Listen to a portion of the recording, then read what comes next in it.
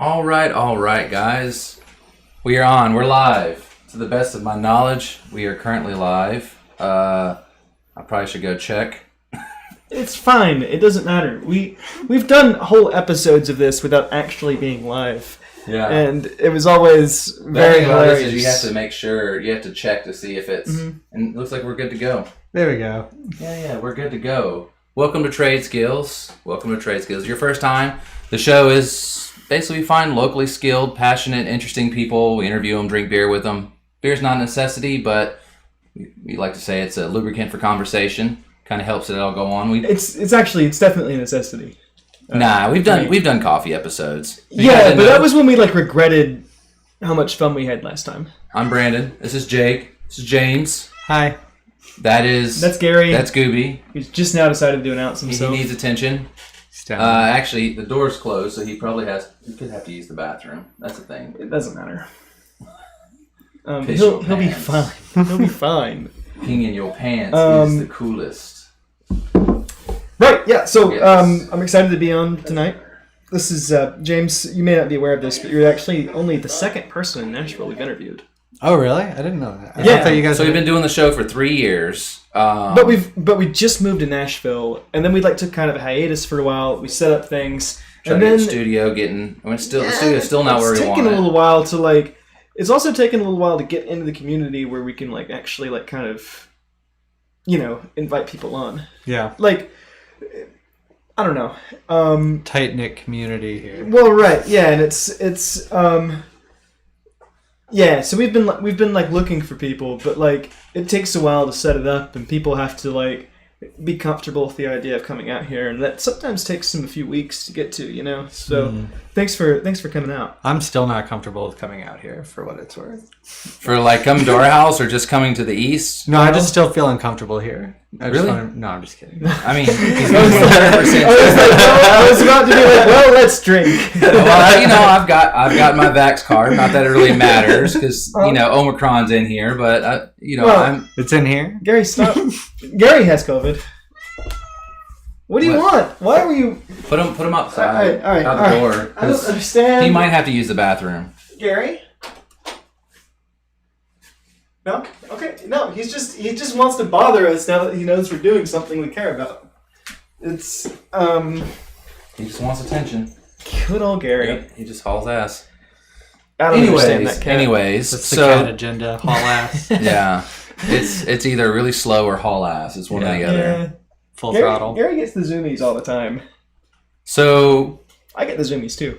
I went through some of your writings. It was kind of talking about. So there was one about psychedelics, and there was I read one about cannabinoids. Yeah. Right, and about them being used for religious uses, and then it just kind of works down from there about kind of your own experiences. So I read that. Yeah.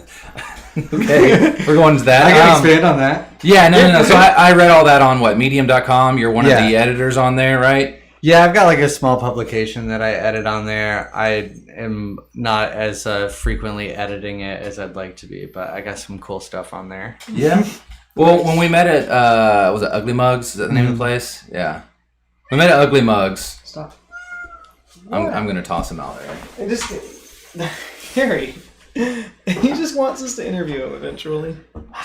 Anyways, we were at Ugly He's Mugs. completely And silent. you were telling me about how you kind of were in this career that you thought you loved a lot, and then that ended. Right, I was reading that as well, somewhat in your post on Medium, that you kind of had this 90-day probationary period, and you kind of knew beforehand it was going to end, and there was just lots of anxiety leading up to what you knew was going to be your termination day.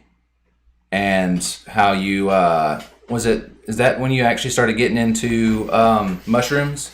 Yeah. So I didn't even really smoke weed until I was 25. Yeah, same. Yeah. So I think that's kind of the way to do it. It's pretty awesome. It's no consequence, and you just kind of get to make the decision. There's no peer pressure when you decide when you're 25.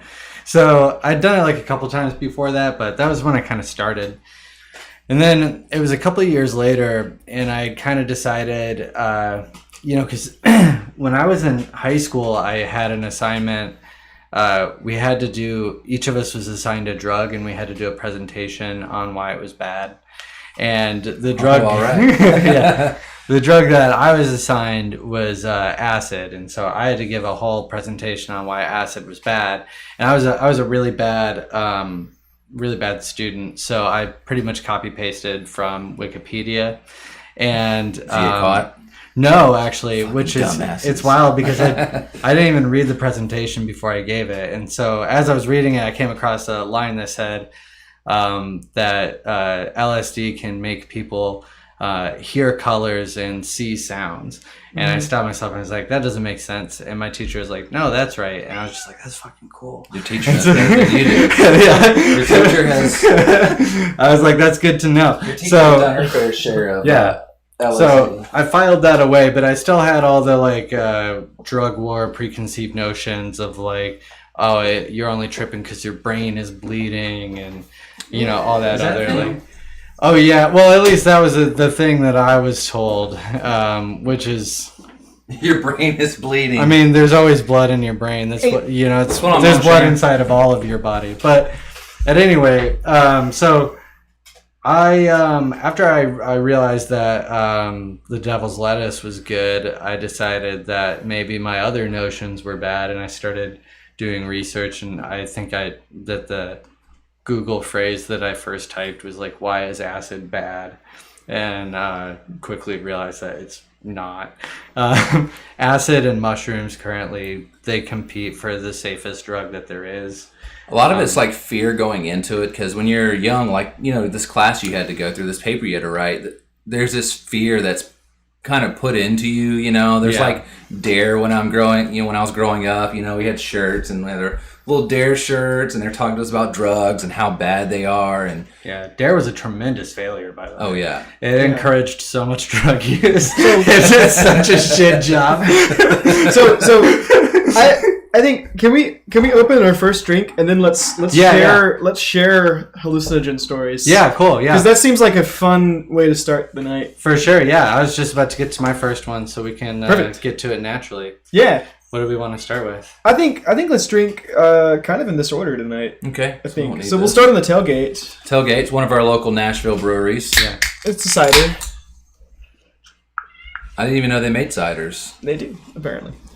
It's it looks like a truck of tomatoes, so I guess it's a tomato cider. Yeah, that's how I like it. It's like a marinara. Are those apples? Yeah. What if I pour it and it's just like literally just like a marinara? Yeah, it's like an alcoholic pasta sauce. That would blow my mind. We're gonna kind of.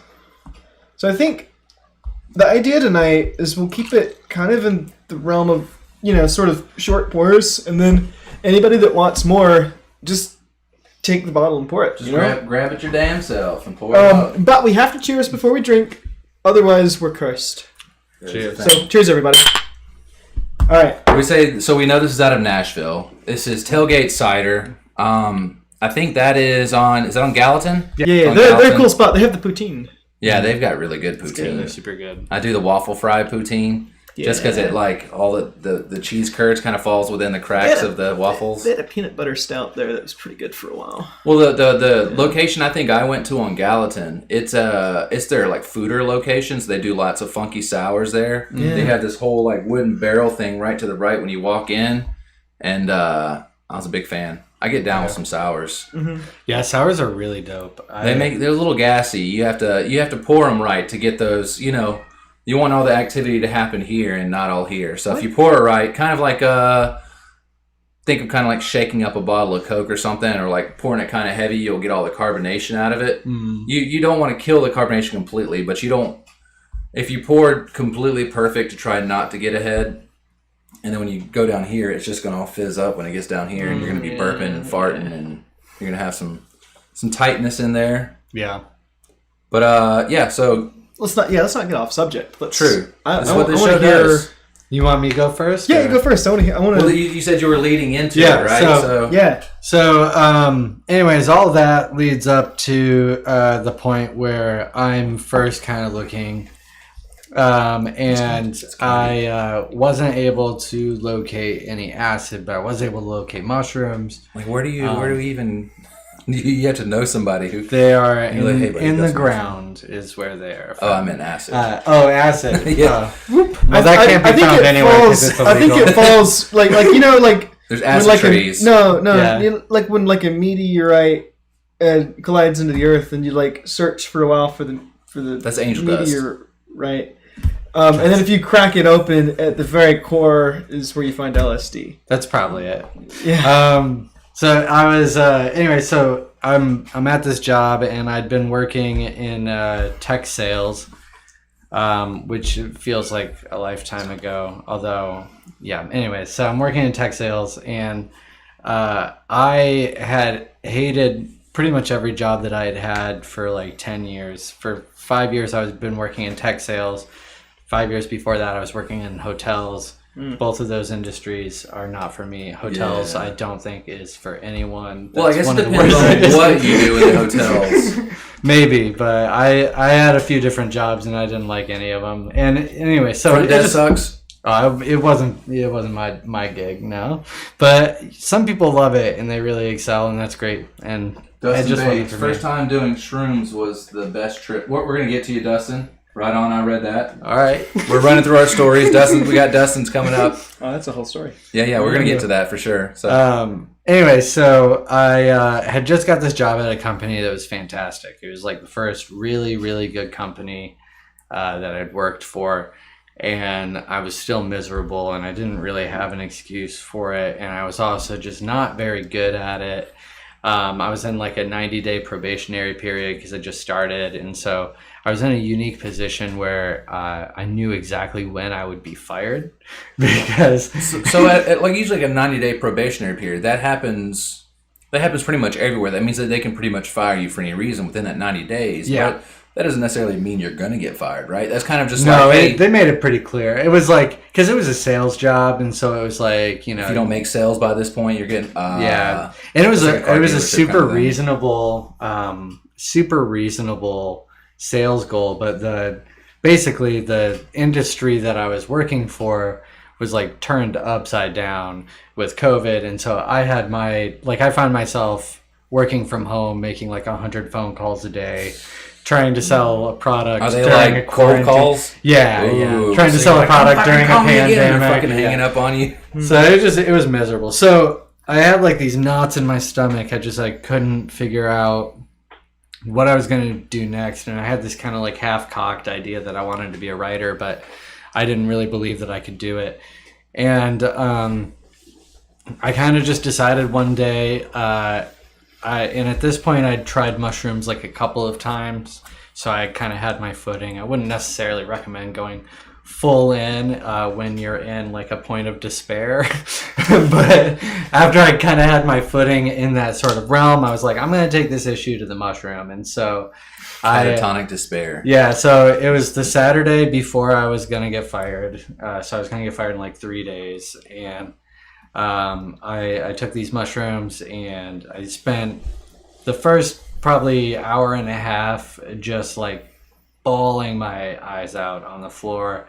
And one thing that I remember very vividly from that experience, and you know, because it sounds like you guys have experiences as well that we might get into, but it's very separate, like mind and body feel very separate, at least it does for me.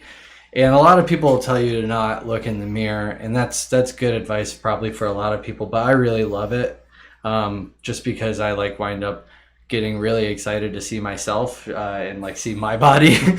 But I very vividly remember at that point looking myself in the mirror and saying I love you, and being able to say that as I felt like a completely separate person to myself. And it felt really profound, and it helped me to realize that the only reason I'd never really chased after anything that I believed in was because that I didn't really believe in myself. And you know, it gave me the courage then to say, okay, well, in 3 days I'm getting fired. Unemployment at that time was boosted, and so I was kind of like, I have a couple of months to figure my shit out. And I was like, let's go for it. And so I got called into the office like a couple days later, or like virtual office. You're like, I already know what this is. Yeah, it was actually pretty great. They were like, hey, James. And I was like, hey, guys, doesn't have to be a whole thing. I know my numbers didn't hit. It's been a pleasure later. They were like, God damn, I love when people do that. Yeah. They're like, I love that. And there's one guy who was sure like, they were just like, bitch, damn it, we didn't get the satisfaction of properly firing him. I wanted to see him cry. And you're like, yeah, sorry. Yeah. I know my numbers weren't there. It's been a pleasure, guys. They're like, fuck you. Yeah. You're like, you're fired. And you're like, yeah. Well, and I've like, it's been 2 years now, and almost, and I've lost the way kind of a couple of times along the way, but ever since then, and I think a large part of what psychedelics do for a lot of people is they help you to feel this immense joy that you don't necessarily know exists before trying them, and it gives you the courage to chase after happiness in a lot of ways that you wouldn't necessarily have before. Like they use, and I'm getting a little long-winded, but they use MDMA as a good treatment for, or potential treatment, I should say, for PTSD.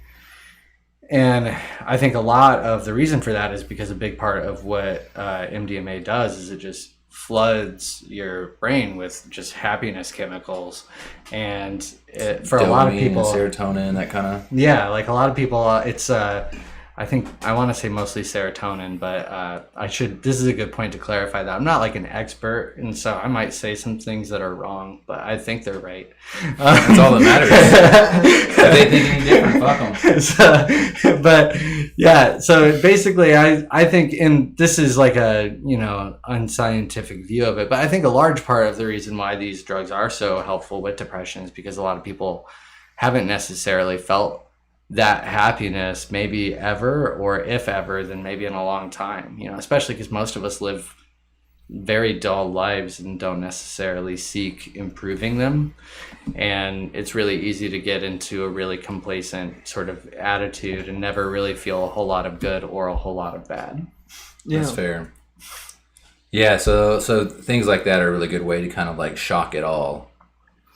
You feel like these massive amount of emotions, feelings, happiness, joy, like you said, that it's a good way to kind of just... So for me, personally, I feel like typically if I get involved in any kind of hallucinogen, it becomes like several hours of catatonic despair. And like specifically, I feel like mushrooms are worse than acid, usually. Because acid just feels like you get trapped in a time machine. It seems like it's... Because like I'll have like whole days go by, like literally entire days of my life go by, and then I'm just like, it's been 5 minutes. I look at the clock, and that was my experience with acid. Yeah, that's how I feel a lot with either of them. Honestly, like one of the things that I realize is that I'll be sitting in a spot and I'll envision myself doing like 6 different things from that spot, and then I'll just be like, "How am I still sitting here?" Because I remember that. It was like I did LSD once, and it was like me and the 2 of the people I was with. It took us like, I feel like we spent like hours talking about how to leave the room when the door was open. We're like over there like looking at the door, like talking about the concept of going through the door. Yeah. And it was like blowing our minds so much that we were afraid to walk through the door. That was a weird night though. Yeah. I'll get into the details of it shortly. Yeah. I feel like we have plenty of time. Yeah. But I had so on Christmas, I ended up going to a house party. This Christmas? This Christmas. Okay. I ended up going to a house party with some coworkers of mine. And I had never really hung out with them before, but we're like all hanging out drinking, right? Mm-hmm. And we're just kind of having a good time. Some people are smoking. I don't really smoke very often, very, very, very, very, very rarely. And so I'm like, I'm all right. And so I'm just kind of sitting there just sipping on a beer. And everybody like passes around some chocolate. And I was like, I like chocolate, whatever. I ate like 3 pieces of chocolate. And then I read the back of the package that it came out of, because I'd never seen it before. I was just like, cool, new chocolate. Yeah. Tasted pretty good. And I read the back of it, and it's just like contains mushrooms, like full of mushrooms. I was like, oh. And so, those are getting pretty popular now. The mushroom. Yeah, the Wonder Bar things. Yeah, it was actually not bad. Yeah, because about 3 of them, I got to where I got that point of the high where it's like, all right, I feel it with my body. Yeah, but I was still, I would say, arguably, I was thinking rationally. Yeah. Well, I think that one thing to remember, and this is true with all drugs, really, is that it's heavily dose dependent. And so, if you drink a beer, it feels way different than if you take 2 shots. So like, right. If you're going with a psychedelic, the difference is with psychedelics, it can be drastically different in a lot of instances where like there's like a threshold of like 1.5 grams or so of mushrooms feel pretty good. That's 2.5 grams, you're flying through outer space. That's why my class is saying it's like it's definitely, it's super dose dependent, and I think that's actually a really good point too, is that a lot of the issues that people wind up having with drugs winds up coming from the fact that we have abstinence only education program for it, where if that I had to give a presentation on why acid was bad, I didn't have to give a presentation on what acid was, how acid makes you feel, potential hazards, or how much acid is like way too much, or like why people use acid, even like even getting into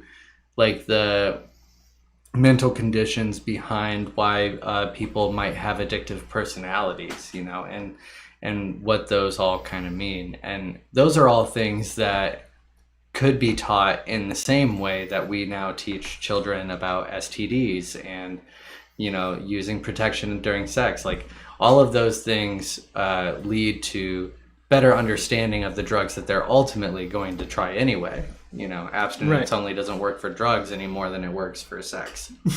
Yeah. Education's kind of like the bigger thing. Like not just like saying don't do these, but like I don't know anything about any of them. What's too much, what's too little, what's that's true. It's not something that we're ever taught. It's something you have to discover entirely on your own. I mean, because there are no classes about it. There's it's still a taboo for anybody to talk about it like teacher to student. Yeah. No, I mean, like I got excited about I heard about this potential. It's a long story, but basically this seed that contains. Basically, it enhances the effect of mushrooms. Okay. And when I first heard, like I read like a little article that just kind of like casually mentioned that it could enhance mushroom effect by like 4 times. And it took me like, I would say like a month of researching it to feel like I confidently understood like what was happening and like how to go about taking it and like all this other stuff. Like it's insane that we kind of just think like, oh, we can just tell kids like don't ever do heroin, like don't ever do opiates, when in reality we're then giving them opiates as like pain medicine, and they're going like, oh, this isn't terrible, this feels amazing. I have a story about that actually from recent experience. Well, 2 years ago. So 2 years ago I was in the hospital for 2 weeks. I got bit by a brown recluse 3 times. Welcome to Nashville. I'm glad that you moved here. No, it was bad. And so I get to the hospital and they give me antibiotics, right? And I turned out to have a very bad allergic reaction to every antibiotic they gave me. Oh God. And I got way sicker from the antibiotics. And like 3 or 4 nights in, I've got like a 103 fever. Yeah, it was. That's awful. It was gnarly. And they couldn't do anything to slow down like the venom. Like I had to get like an X-ray and an MRI, and I knocked over your thing. Sorry, I didn't mean to do that. Anyway, the pain was extreme under the. I mean, as the fever got worse, the pain got worse. Yeah. And so it got to where they were giving me morphine like every 2 hours, and I would wake up from the pain. Yeah. After it started to wear off. Yeah. And that lasted for like 10 or so days. Jeez. And I mean, about day 8, I'm not really in all that much pain anymore, but I'm just like, morphine, please. Yeah, but it's like you've had 8 days of pain. Like you deserve 2 more days of joy. Yeah, and, it was kind of funny. It was like, but I remember like I would dream about morphine for like 6 months. Yeah, I mean it was I don't know, it wasn't that bad. So Dustin Bates had a very similar story to you. He said, "My first time doing shrooms was the best trip I ever had in my life." Oh, that's so funny. I didn't even read this first. He's like, "I literally stood in front of a mirror for half an hour telling myself how awesome I was. When I came out of the room, I remember colors everywhere were so vibrant. My friends and I were laughing at everything." So me and Brandon, actually, the first time we ever did mushrooms was together in Utah. Oh, Yeah. really? Yeah. Utah's a good place to do mushrooms. Yeah, we were like on a We had rooftop. far too many. Oh yeah, it's because I don't even know how many grams that was. I have no idea. It's because Hannah was determined to kill us. Handfuls and handfuls and handfuls. Handfuls is not an accurate. Just dry eating just the shit out of some mushrooms. And I wasn't really feeling it. Everybody else was gone. Everybody else was gone. I remember Tony was looking at the moon saying he was watching Netflix on the moon. And he said it was his favorite show. That's pretty good. We had to restrain Tony at some point.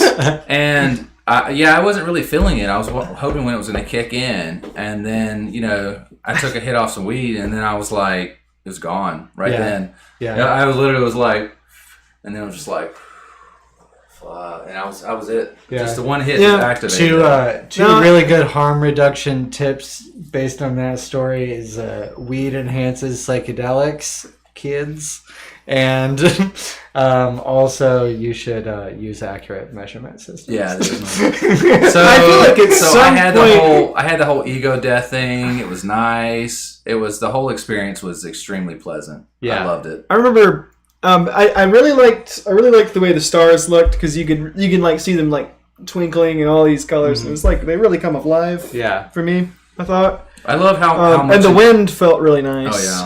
Oh yeah. We stayed outside. We chilled, and for the most part, going inside was a nightmare. Oh, I got lost. Dog. Yeah. Oh my god! I remember I looked at the dog. The dog's so cute beforehand because it's a boxer, and it's like, oh, it's so cute. And afterwards, you're like, you were a hellhound. Yeah. You were sent straight from hell. And like he gets like right in your face. Yeah. And you look at him, and he's like made of paisley or something. His jowls are like hanging down here, and there's sweat his entire face looked like it was made of paisley patterns, and it. Every time I do mushrooms, I see paisley. I don't know. I remember I did. I was on mushrooms one time, and my dog kind of like stretched and flexed his muscles, and I was like, "You're fucking ripped." I was so blown away by how like muscular my dog was. So it was a super cool experience. It was fun. I liked it. It lasted entirely too long. And by that you mean like 4.5 hours. It wasn't that bad. Oh no, mushrooms. I mean, especially if you do a lot. That's like 6 to 8 hours. I think it was really 6 to 8. I know the next day when I got up and looked at my phone, I was like, God, fuck, put that away. Right, everything was just. Let's open the next. Everything was too much. But no, the whole thing was great. I felt like one thing I did like about mushrooms versus some other things. So like. If I smoke way too much weed or anything like that, then I feel like I'm being stupid. I feel like I have to think about how I'm walking or how I'm breathing or like I'm laughing too much or making stupid faces. Maybe I'm just, I don't know, the anxiety of all that. Beer, you stumble, you walk stupid. You can see somebody drunk as shit, they're drunk as shit. On mushrooms, I could look at something and the chair could wobble like this, or I could see the cushions talking while I'm talking, but I don't believe it's actually doing that. I'm looking at it, I'm like, that's cool as shit. Yeah. I'm still of sound mind. I'm still walking fine. I'm still talking fine. When I see the things, it's almost like I'm looking through a VR and I know it's not real, but I'm seeing it and I'm enjoying the experience. I feel like for me, I'll get the visuals. My perception is not as quick as it would be if I were sober. Like, meaning that, like, I look at it and like, that's not supposed to be doing that. Yeah. You know, and I'll like pause and think about it for a minute, and then like I move on. But it doesn't really disturb me. So I'm able to like change things. So like the clouds are moving this way, and I'm like, and then it's just in my mind. But in my mind, the clouds are moving this way, and I was like, yes, I am a god. It's whatever. I don't like to brag, but I am a god. Yeah. Beer? Yeah, let's do it. I always thought mushrooms they're a pretty good time. They never bothered me too much. Compared to, Thank you. I don't know. I feel like Christmas, I had actually a pretty darn good time on them. Although, retrospectively, there was this girl at the party that was like definitely hitting on me a little bit, and I'm sure I just rambled at her and she walked away. Dustin has another story. Do you want to read Dustin's second story? Yeah. Here, hold on. Let me do the scene more. Okay.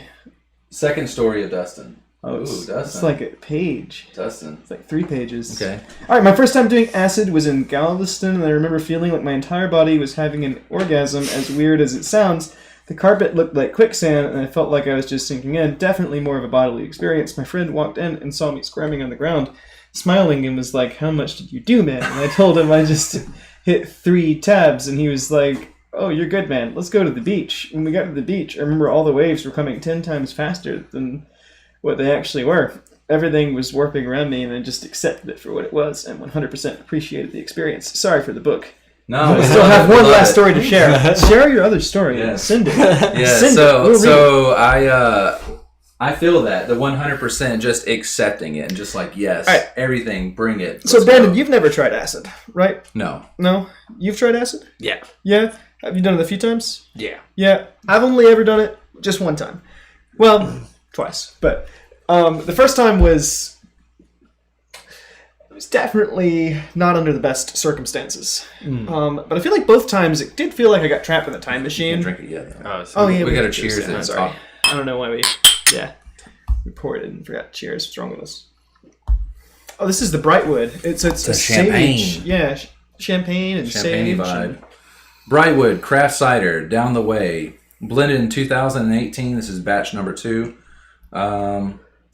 Our down the way blend is made using apples from Tennessee and regional orchards. I feel like I should read it like that because there was some old man who was writing all this. Okay. We work with farmers each fall to come up with a balanced blend based on the year's harvest, meaning every year's cider is uniquely delicious. Good. So drink up, enjoy, cheers to our farmers. This is a Nashville cidery. Cidery? Dope. I guess that's what Pretty you call good. it, cidery. Hell yeah. You call it a meadery and a brewery, and I don't know why they don't call it a beerery. It's because that sounds dumb. Acid, I feel like for me the main difference, I say that acid feels like you're putting on a different lens. Mushrooms feels like you're entering a trance. Yeah. It's like more bodily heavy with mushrooms. Like I don't really feel like I want to go out and be social and be around people. Right. But I feel like acid at the beach is a good time. Mushrooms at the beach sounds like I might get a little terrified. So for me, mushrooms is always, every time I've done that, it's always been more of a physical experience. Like I feel it with my body, not with my mind as much. LSD, it's like, for me, every time, it was like getting trapped in the time machine. It's like, time went really weird. And like I kept like experiencing the same thing repeatedly, like the same, like I guess the same things would happen. Like I would think about the same stuff and it would come back and it would be in the same place and I would get trapped in like a loop. I don't know. But the first time I did LSD was under very bad circumstances. Right. Which is really, it was actually really the first time I ever did any hallucinogen. And so it was kind of like made me very much not like them for a while. That's usually how it works. Yeah. And so like them as the people you were with or the drug? The drug. I was very wary of it after that. Like just personally, I guess. And you've heard this story, I think, Brandon, probably. So I was hanging out with some people, and we were at Harvest Moon. You know the place. Oh boy. Yeah, and I was watching this band, and the band was pretty good, and the people I were with, we were like all chatting with the band afterwards, and then we ended up all going back to like the guitar player's house, just kind of hanging out there. And anyway, at some point, somebody from the band comes and it's like, "Hey man, I made everybody drinks. Let's take shots." And we're like, "Cool." And so we take shots, and then like 2 minutes later, he was just like, "Before anybody tries to leave, I want you to know I just dosed all of us with LSD." Oh. And they were strangers to me. I did not know these. I didn't know these people. And it's like, I know how much I can drink. Super not cool. I know how much I can drink. I know I can go out for a few drinks and have a shot. And, and then I can like mellow out, and then I can get ready to drive, and I can slow down and drive home, and be fine the next day. You know what I'm saying? And so, I was prepared to go out and drink. I was prepared to get pretty reasonably drunk. Yeah. But I was not prepared to spend the next 13 hours awake. Yeah. Because I knew, like, I spent the entire trip knowing that I had to work the next day. Oh, God. And it was like, in my mind, That's I was awful. just like, I must sober. But how do I do that? And I was like, it's impossible. I mean, yeah. And then, like, after several hours, I was just like repeating, "Let the LSD win, let the LSD win," and because I was just trying to I got to where I was just like, you have to just go with it and have a good time if you can, and it was bad circumstances. Have you ever heard of a movie called The Wave? Taylor, welcome. Taylor, man, what's up? This is the episode for me to tune into. It's All TM. right. It's Taylor Mixon. No, The Wave. It's got trying to think of the kid's name. I don't remember his name. It doesn't matter. Anyways, he's a famous actor, and he is very tight-laced. He works at an insurance kind of company or whatever, and he goes to this party with a girl. He's married, but he goes with this girl and his best friend, and he takes some stuff. They don't know what it is. They never tell you the whole thing. The guy pulls out a vial. It's got little devil's horns on it. He kisses another girl to activate it, and then the whole movie is just like, you're not sure what's actually happening and what's not happening, and he's like a couple days ahead, and he's like, oh, I missed this interview, but then it goes back, and it's really wild. It's kind of like a Train Spotting kind of vibe. Like, it was done really well. That made me think of this thought of time. Yeah. LSD for me was like getting trapped in a time machine. Yeah. Both times. Well, yeah, I mean, set and setting is the common piece of advice. Your mindset going into it and where you're at when you're doing it are the two most important factors for how much you will enjoy your experience. The other thing with it, like you said, let the LSD win. Yeah. You keep fighting it. You gotta, and this is the piece of advice I give to anyone who tells me that they're trying psychedelics for the first time. I say, you have to be okay with dealing with the fact that you're gonna die and seeing maybe really morbid things come in front of you, but your reaction, because you're still cognizant, you say that's not right, that's not okay. Yeah. So your reaction when these morbid things come is you say, I don't want that. But what you have to do is say okay, I acknowledge it, it's here, and then it'll either morph into something else or it'll teach you whatever is there to teach you, usually. And and you can but in order to be in a place where you can face your death or some other demonic vision at times, you have to be in a place where you're saying, I'm purposefully taking this acid. Right. Giving you a beer, cocktail. See, the other time that I did it, it was kind of like I was kind of with a good crowd of people, and I didn't know it was going to be the theme of the night, but but I was just like, okay, the time is fine, whatever. Yeah.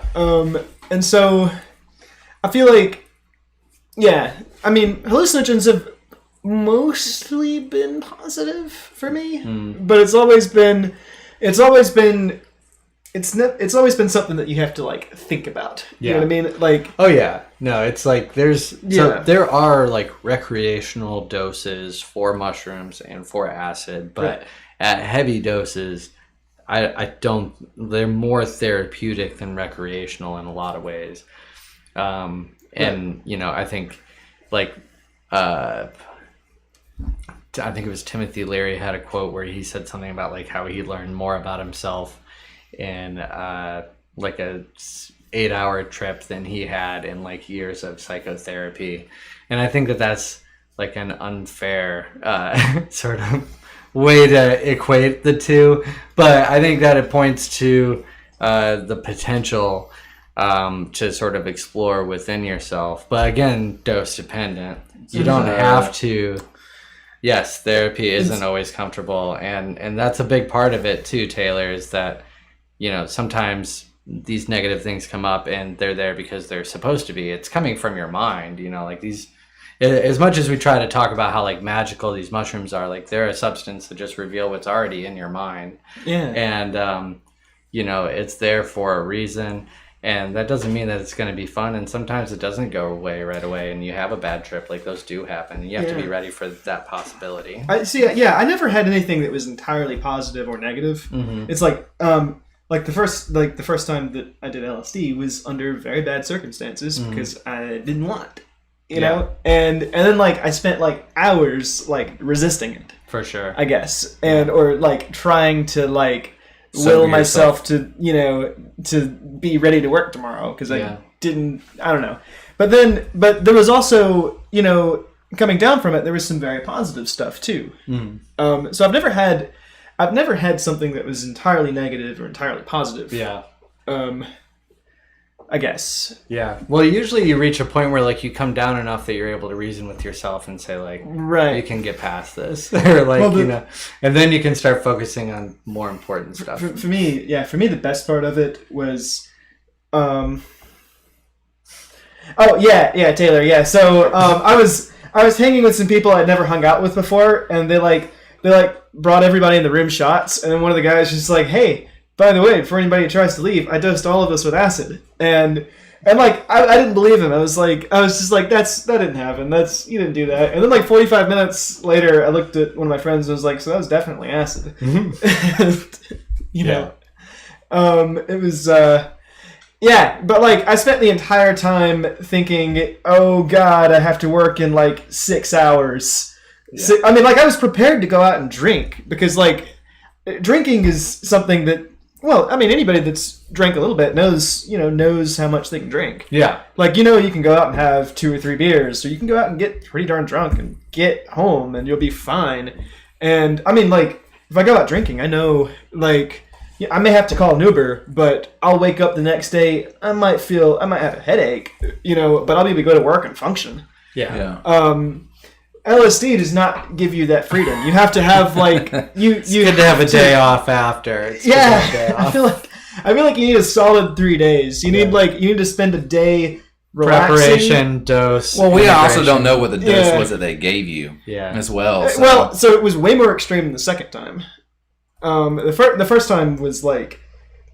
Second time you were not dosed though, right? Right. So yeah, I mean, I hadn't really planned on it, but I was okay with it, and like the circumstance was all right. And just never get around Jake on an ether binge. I don't even know what ether is actually. But we're pulling into the Hunter S. Thompson. Yeah. But I actually don't. I recently started rewatching not Leaving Las Vegas. Fear and Loathing? Yeah, Fear and Loathing. Taylor, Leaving Las Vegas is the Nicolas Cage movie where he tries to kill himself by drinking himself to death. Oh, yeah. Very different vibe. Yeah. Although kind of similar. He's actually got a couple movies. There's one, I'm trying to think of the name of it. It's got Bill Murray in it. What's the one? Nicolas Cage? No. That's a Hunter S. Thompson movie. Oh, okay. It's about Hunter S. Thompson's story. It's got Bill Murray in it. I don't know. Maybe the Gonzo. Oh, Gonzo yeah. Gonzo's the name of that one, I think. It's like Gonzo journalism or something like that. Anyways, so like to backtrack a bit. Sorry if anybody else. I don't know what you feel. It's like 13 hours or more. But anyways, so we kind of got off on a tangent, but we do that. And anyways, you were talking about how you were in this job. You'd been recently let go. Yeah. And you did you go into mushrooms, right? And you said that you had this experience where you were crying and then you kind of came out of it. You had some kind of unemployment in the works to kind of like get you by for a while until you figured out what you were going to do. How did it work into you writing about this or finding this as your call? Yeah. Well, the next day I woke up and I basically opened up a spreadsheet and I wrote down like ways to get paid to write. And I don't think that I followed through with any of the ideas that I had there, but I'm grateful for the momentum that it gave me. It's a step. It's a step in the direction. That the Buffalo Roam. That's it. Yeah. That day, as I was coming down from that trip, I took a notebook to the park and I wrote a short story. And that I still really sort of hold that story kind of close to my heart. I don't know if anyone else would like it. I don't care if anyone else would like it. But at any rate, when I did that, I felt like kind of it excited that within me, and I was like, all right, I'm gonna do. At first, I wanted to do more like creative fiction kind of stuff, but I've always enjoyed writing more when someone's like, here's a topic to write about. You enjoy that more? Yeah.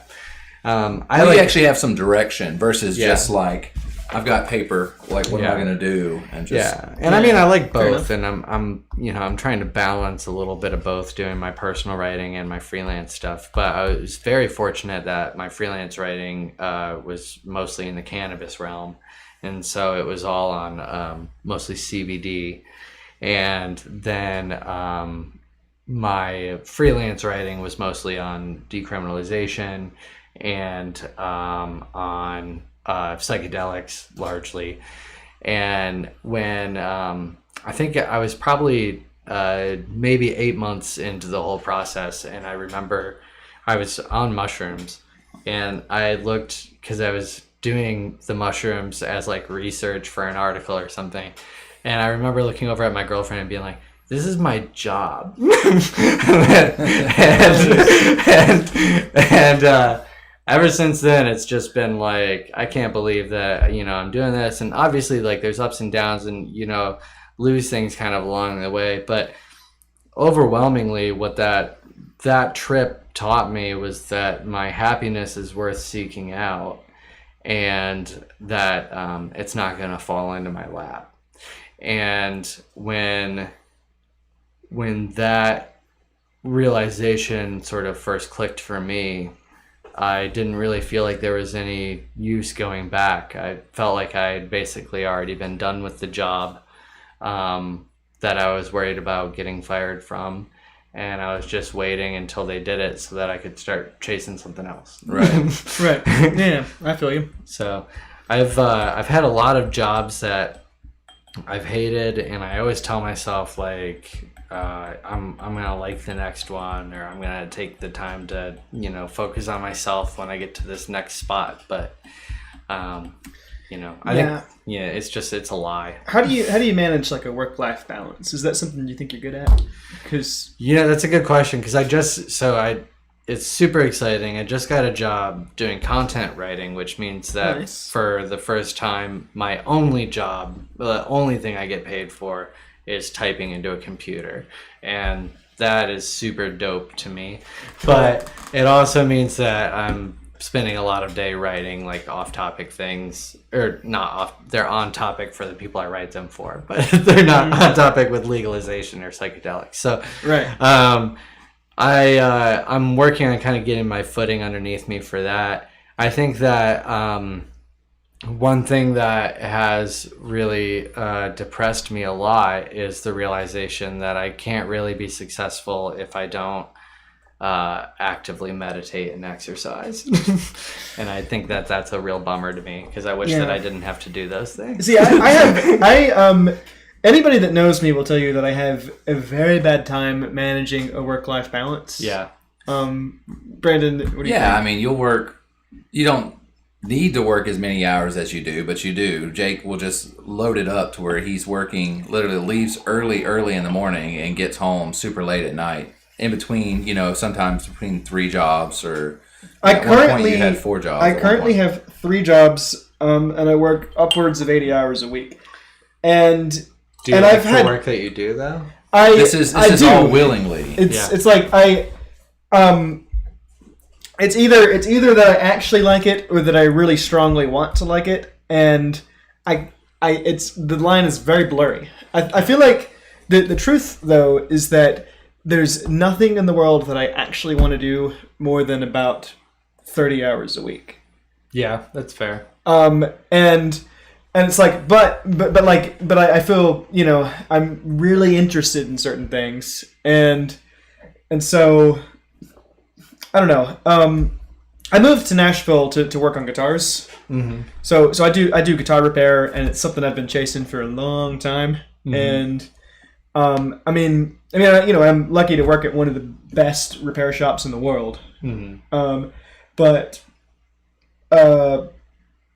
there's a lot about it that I hate. I mean, like the pressure is frustrating. I mean, we are, no kidding, definitely the busiest shop in the world. Mm-hmm. Without a doubt.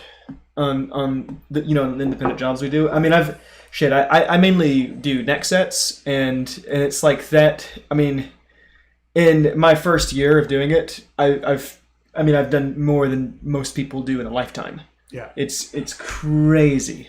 And it's just like, if I could do it as a hobby, I would love it. Like if I could do it 10 or 20 hours a week, then I would really enjoy the whole process. But when it's always somebody calling me and it's just like, hey man, where's my guitar? Then it's like I really quickly lose the work-life balance aspect of it. I guess it becomes a chore. Yeah, I think it's kind of about balance. Like, so a work-life balance can be like a misnomer, because if you are doing something that you're passionate about, then like that's one thing. But so the definition of substance use disorder, like what we classify something as addiction, is typically that the person that's doing it will forego their daily responsibilities to seek it out. So I think that applies too for work. Like, if you're working where you're not taking care of yourself or taking care of your surroundings or taking care of your tasks of life, life is really just one task after the other. So if you're ignoring tasks that like you're supposed to be participating in, then you're ignoring life itself, really. Right. So if that's where your work is at, then that's too much. Now, the other part of that is that work doesn't have to be something you're passionate about, but it has to be something that you can find passion at least outside of it. And so if you're coming home and you're like just falling asleep, then like you're not able to search for your passion anymore. And that's kind of where I was at, was like I was only working 40 hours a week, but at the end of like every shift I was just like miserable, and I just like wanted to sit down and watch TV and not do anything. Right. And so now it's like, I work a lot, and like I don't mind at all, because the work that I'm doing is enjoyable and it's something I'm passionate about, and it's moving towards something. Right. And not just moving towards me being like a fucking account executive or business manager. It feels like it's going to be paycheck to paycheck forever or something. Yeah, then it's very quickly you lose hope in the future of it, I guess. Yeah. Do you guys want to read off Dustin's last? Yeah, let's read it, and then we can return to this subject in a moment.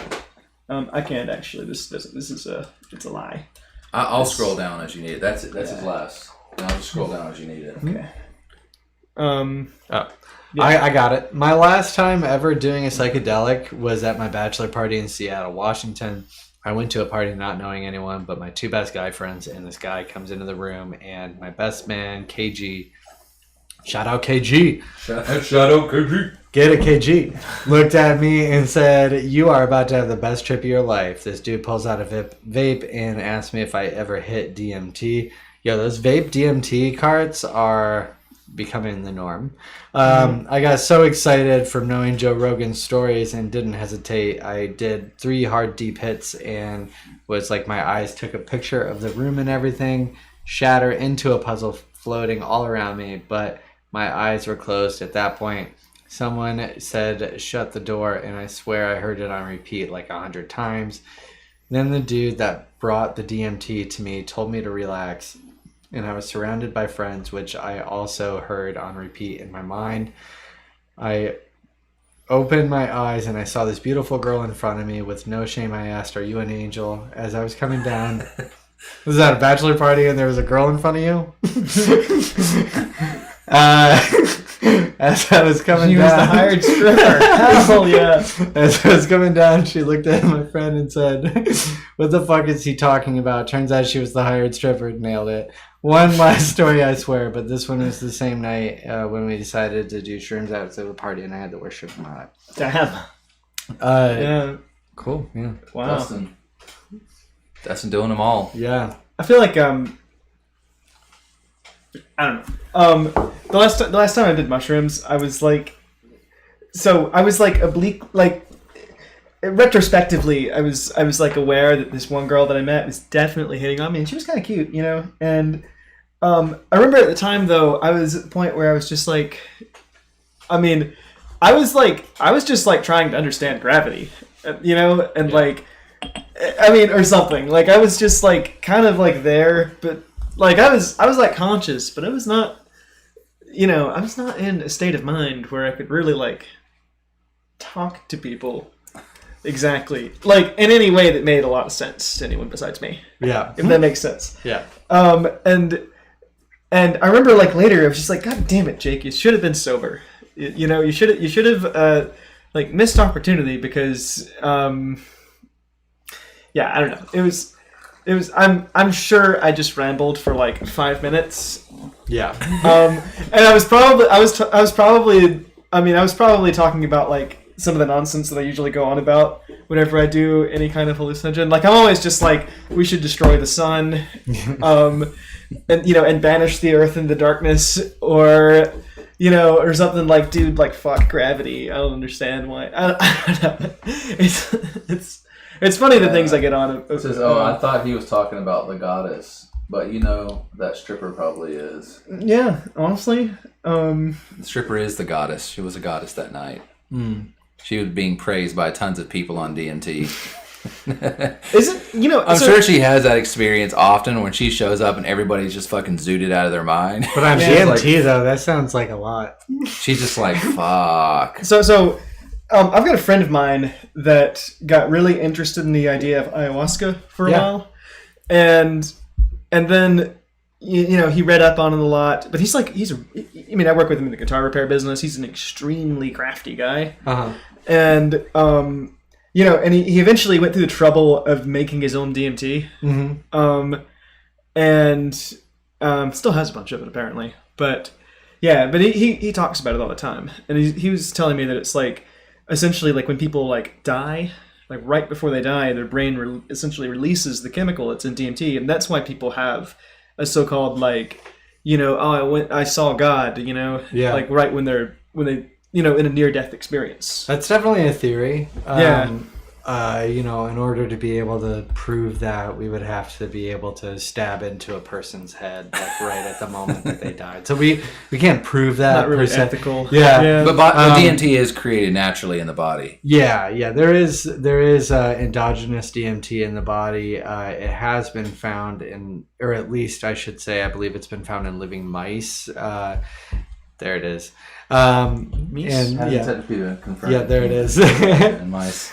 So they found it in Taylor's mice, but yeah, there's a lot of thoughts on that. A lot of drug theory around the pineal gland specifically.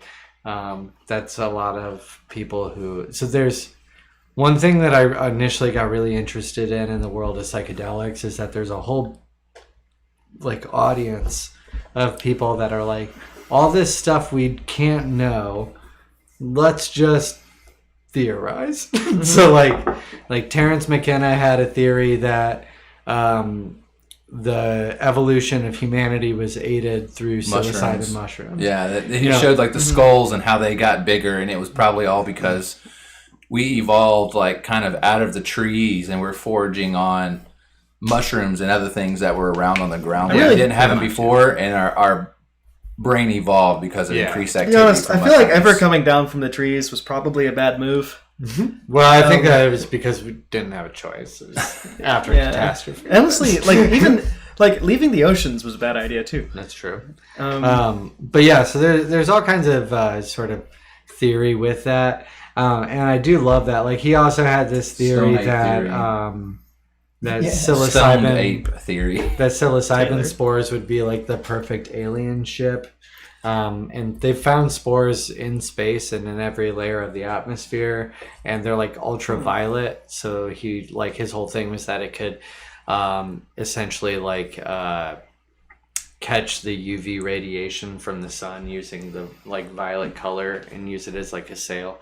It's a whole thing, and so that's like one of the, and so that I love. But then the DMT stuff is super interesting too, and I definitely think it's possible.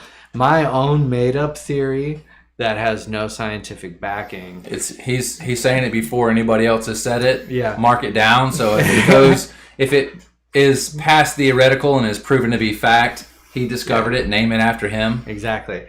It is related to that where you release the DMT, and I feel like because time dilation is so intense with DMT that you could feel like you had an eternity in heaven through a few seconds on DMT in your way out. Anyways, that's... Or a bad trip being in hell. Yeah. And maybe... That's true. Yeah, and you know what? Set and setting. If you died a shitbag... Well, that's right. Like I guess if you feel like you're dying and you have like you're really anxious about having been a shit person. Yeah. I think Stay in the trees. Jake, hashtag fuck gravity. That's one of my common sayings. So one of my friends, very unique guy. He's done just about anything you can get your hands on. He's probably about 55. Traveled all over the world. He's done drugs all over the world. You might know him. I know that guy. Yeah, he drives around in a... I thought you were talking to me. He drives around in a Model T, right? That he rebuilt, a Model T, with his cat named Buddha, and he has a flying squirrel named Guru. And he just... It's a straight up Nickelodeon show. Yeah. So he travels throughout the world.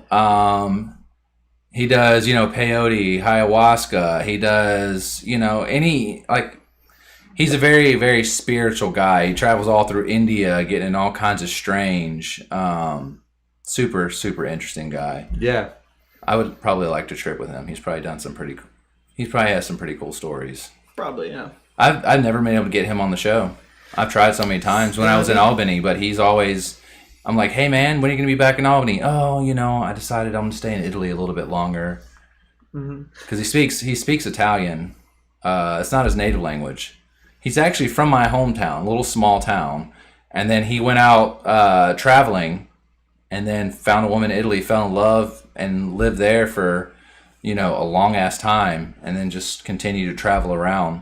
When I stayed in Denmark, the guy I stayed with was his best friend, another guy from our hometown. With the Mexican restaurant. Yeah, he owns a Mexican restaurant in Denmark. So weird. He's from South Georgia, and owns a Mexican restaurant.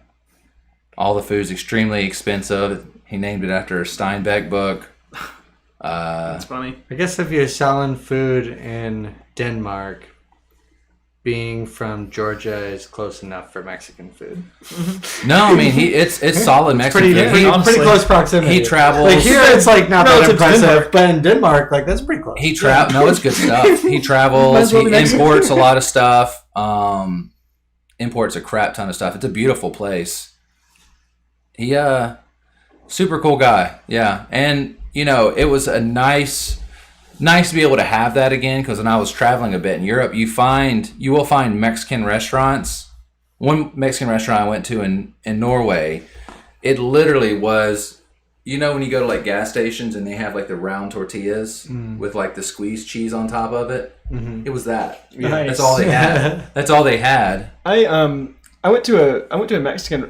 I was in Japan for a little bit, and I went to a Mexican restaurant in Osaka because I was like What's up, Mom? desperate for. Oh, hi, Mom. Taylor knows exactly who I'm talking about. He is an extremely wild guy. I was like desperate for tacos, and I just googled best tacos in Osaka and like looked through a list, and it was like, all right, it looks good, and so I went there, and it was just like so disappointing. Because hard shell tacos. So it was weird. It was like, so Japan, the best way I can describe a lot of the food is that it's like the American version of stuff, but done to an extreme. And so this is like the American version of tacos, like where it's a hard shell with ground beef and lettuce and cheddar cheese, and hot sauce or something. Nice. But it was like they went through the trouble of like making their own hard shells to order. And it was, and the beef was like, it was like a recipe with like a secret spice blend or something. And it was, and like they grew the tomatoes, outside or something like that. It was just like, it was all done to an extreme, and it was very nice. But at the same time, in the end, it was just a hard shell taco with beef and cheddar cheese. Yeah, it's something that when your family's like, yeah, we're having taco night, and they go buy the tacos from, and you're just like, fuck, I'll eat it. It's free. Yeah, I mean, exactly. Let's hit up the next one. It's not Mexican food. All right, we're gonna open a stout. From the lab. Ooh, stout of tune. Stout of tune. It's a potion bottle. Like out of tune. I was trying to get the reference. Yeah, there.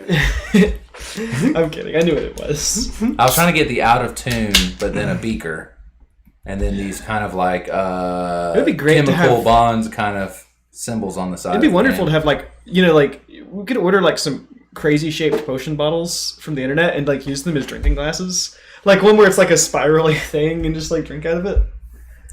I was trying to get the breakaway glasses from movies. Oh yeah. So if like I'm talking too much, you can just bust a glass over my head. That'd be fucking great. They exist, and they're not expensive. Versus that shit, boy. I was gonna do a snake bite. Ridiculous. All right. What is this? So we have Wonderlinger, Stout of Tune Stout, 5.8%. So it's a limited release. Wonderlinger is from Chattanooga, and yeah, it's from the lab. No, wait, Wonderlinger Brewing Company, and the beer is called From the Lab. Okay, cool. I like it because it's like a little potion bottle, which is kind of like sort of suitable for tonight's topic. Potion bottle. Yeah. Chemicals, chemical bonds. That's what all drugs are. Cheers, everybody. So, it smells nice. Yeah, it's nice and toasty. It's a good one. Oh, yeah. So, sweet. And the first time we were talking, you kind of blew my mind with something because I never made the association with it in my head. Everything from like Santa to like Mario, this very iconic mushroom. Yeah. Amanita muscaria. From Brazil or something, right? I think they grow don't they grow everywhere? Aren't they like extreme? Because they're fucking. I found some in New Hampshire. They're everywhere. They're throughout history and time. It's like the 1-Up mushroom. No, yes, it is. Yeah. So it's a red mushroom with white spots. It's the 1-Up mushroom. And then, like the next time you would die, you survive. Is that how it works, right? What was that? Then, like the next time that you would die, you survive. Like for example, like if you eat one of them and then you jump off of a cliff, you'll miraculously live. Oh, I don't know. No, you jump off a cliff, you're dead. Yeah. But if a toady hits you. Oh, you mean in the show? Or Goomba hits you. What's up, Leah? Welcome to the party. Hello. She's one of the roommates. Hi. Hello. What are y'all talking about? Drugs. We're actually talking about, we started going on to how this, you say Amanita? Amanita muscaria. Amanita muscaria. So you've seen it. I told you that's the mushroom, the red cat spots. The piss. Piss? Oh, yes, piss. Yeah, we're going into that one. So it's one of the mushrooms that was used most, or originally for shamanism. So the mushroom contains mucimol, named after the mushroom, the Amanita muscaria, and that is a powerful narcoleptic. In other words, it helps you sleep. It's one of the only natural narcoleptics that, to my knowledge, that we really know of. And if you Thanks to melanoma. if you stay awake through it, it produces like a drunken kind of stupor. It is mildly psychedelic, not like psilocybin would be, but it does have like a psychedelic type of mindset to it. And reportedly, when you sleep, it gives you pretty crazy dreams. And so that's kind of part of it as well. One thing that's really interesting about it, as we were kind of alluding to, is that it is believed, at least by some, to be a driving force behind the design for the fictional character of Santa Claus. Mostly, I mean, you can obviously see it in the colors of the mushroom, Red, but white. also in the fact that mushrooms grow under trees, which is where we also get our presents. And the Specifically pines, right? I think it has something to do with pines. And also the ancient shamans, a lot of times the way, because there are also a lot of toxic chemicals in Amanita muscaria. So one of the ways that people do it now is by drying it over a fire and then smoking it. One of the ways that shamans used to do it is by feeding it to reindeer. And then when the reindeer would urinate, they would drink the urine of the reindeer, and the reindeer would metabolize the toxic element of the Amanita muscaria without it affecting them, and pass on the mucimol in their urine.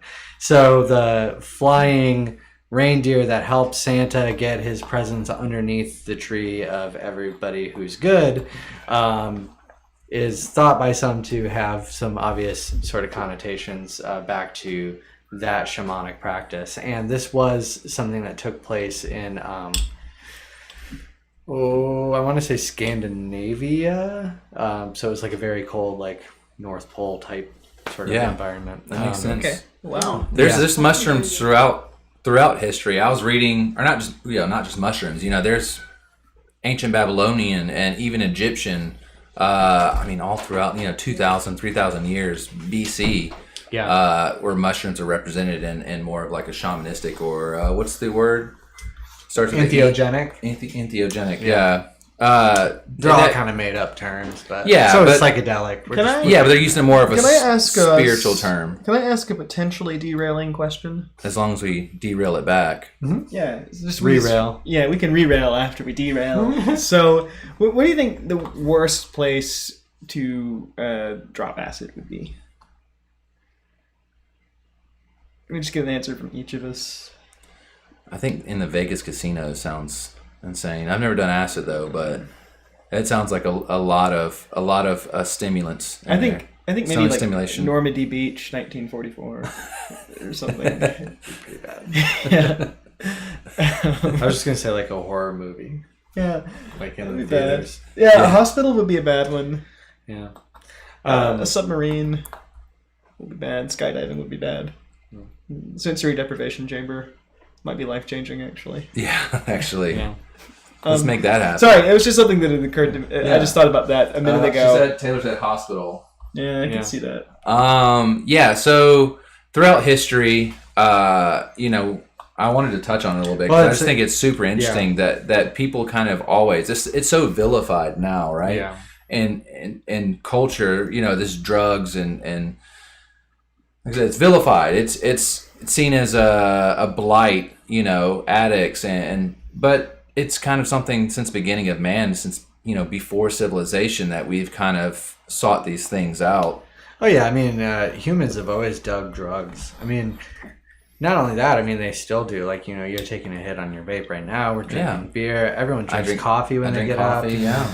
We have these willing addictions that we go through every day, and it's like it's fine at like, okay, so if if I smoke weed every day, you can say like, oh, he's addicted to weed, and that might be true, but like you're addicted to coffee, and like it's because you like the way it makes you feel in the morning. You feel like the person that you want to be, and like those things are a personal choice. And beyond that, in addition to psychedelic use through shamanic use, we also have a ton of historic evidence for use of opium, for use of cannabis, and all sorts of other things. I was watching this thing about the Scythian people up, like Russia, basically like High Russia. They're finding these like golden chalices, and they are finding all this material in it. I mean, we're looking at 2,000-3,000 years BC. It's the best of my knowledge. But they were finding like poppy water. They're finding they have these like tents that they would have this device in where they would have this poppy water in there, and it would basically like hotbox the shit out of everybody inside this thing. And it was a golden chalice and all the stuff that they found with it. It seemed to be a very spiritual kind of thing. Yeah. Pliny the Elder, I wrote this down because I thought it was funny, about him talking about the beard. No, he was talking about weed. Pliny the Elder. The beard. They did name a beer after him. But laughing leaf is what they called weed. And he said how to prepare it is with pine cones, pepper, honey, and palm wine. Well, the Vedas, the holy scriptures of Hinduism, they recognize cannabis as being one of the gifted plants of Shiva. It's considered a plant that's supposed to bring forth joy and excitement. Hindus still use cannabis in at least a lot their yearly ritual. And I can't, it's either Holi or Holy, and I apologize because I don't know which. But that's one year where a lot of places where cannabis is normally illegal, it becomes legal in the form of a drinkable beverage called Bang, which is a drinkable cannabis. Interesting. And so I just thought that pretty much all of India pretty much just smokes out for like one day. Yeah, I mean, so one thing that's really cool about Hinduism is that you kind of get to, in some cases, kind of make it your own religion. Like there's a lot of different belief sort of sets within the religion. Some who are very sort of puritanical, and then some who are mostly honestly atheistic in a lot of ways. And so it's a really interesting religion, but within it you do have some holy writing around cannabis, and Hinduism is one of them, but we've also got Judite shrines that have cannabis resin in it. And we have all sorts of information around different psychedelic beverages that were taken. Holy oil is thought to have, like the oil that Jesus would have anointed with, is thought to have been a cannabis oil.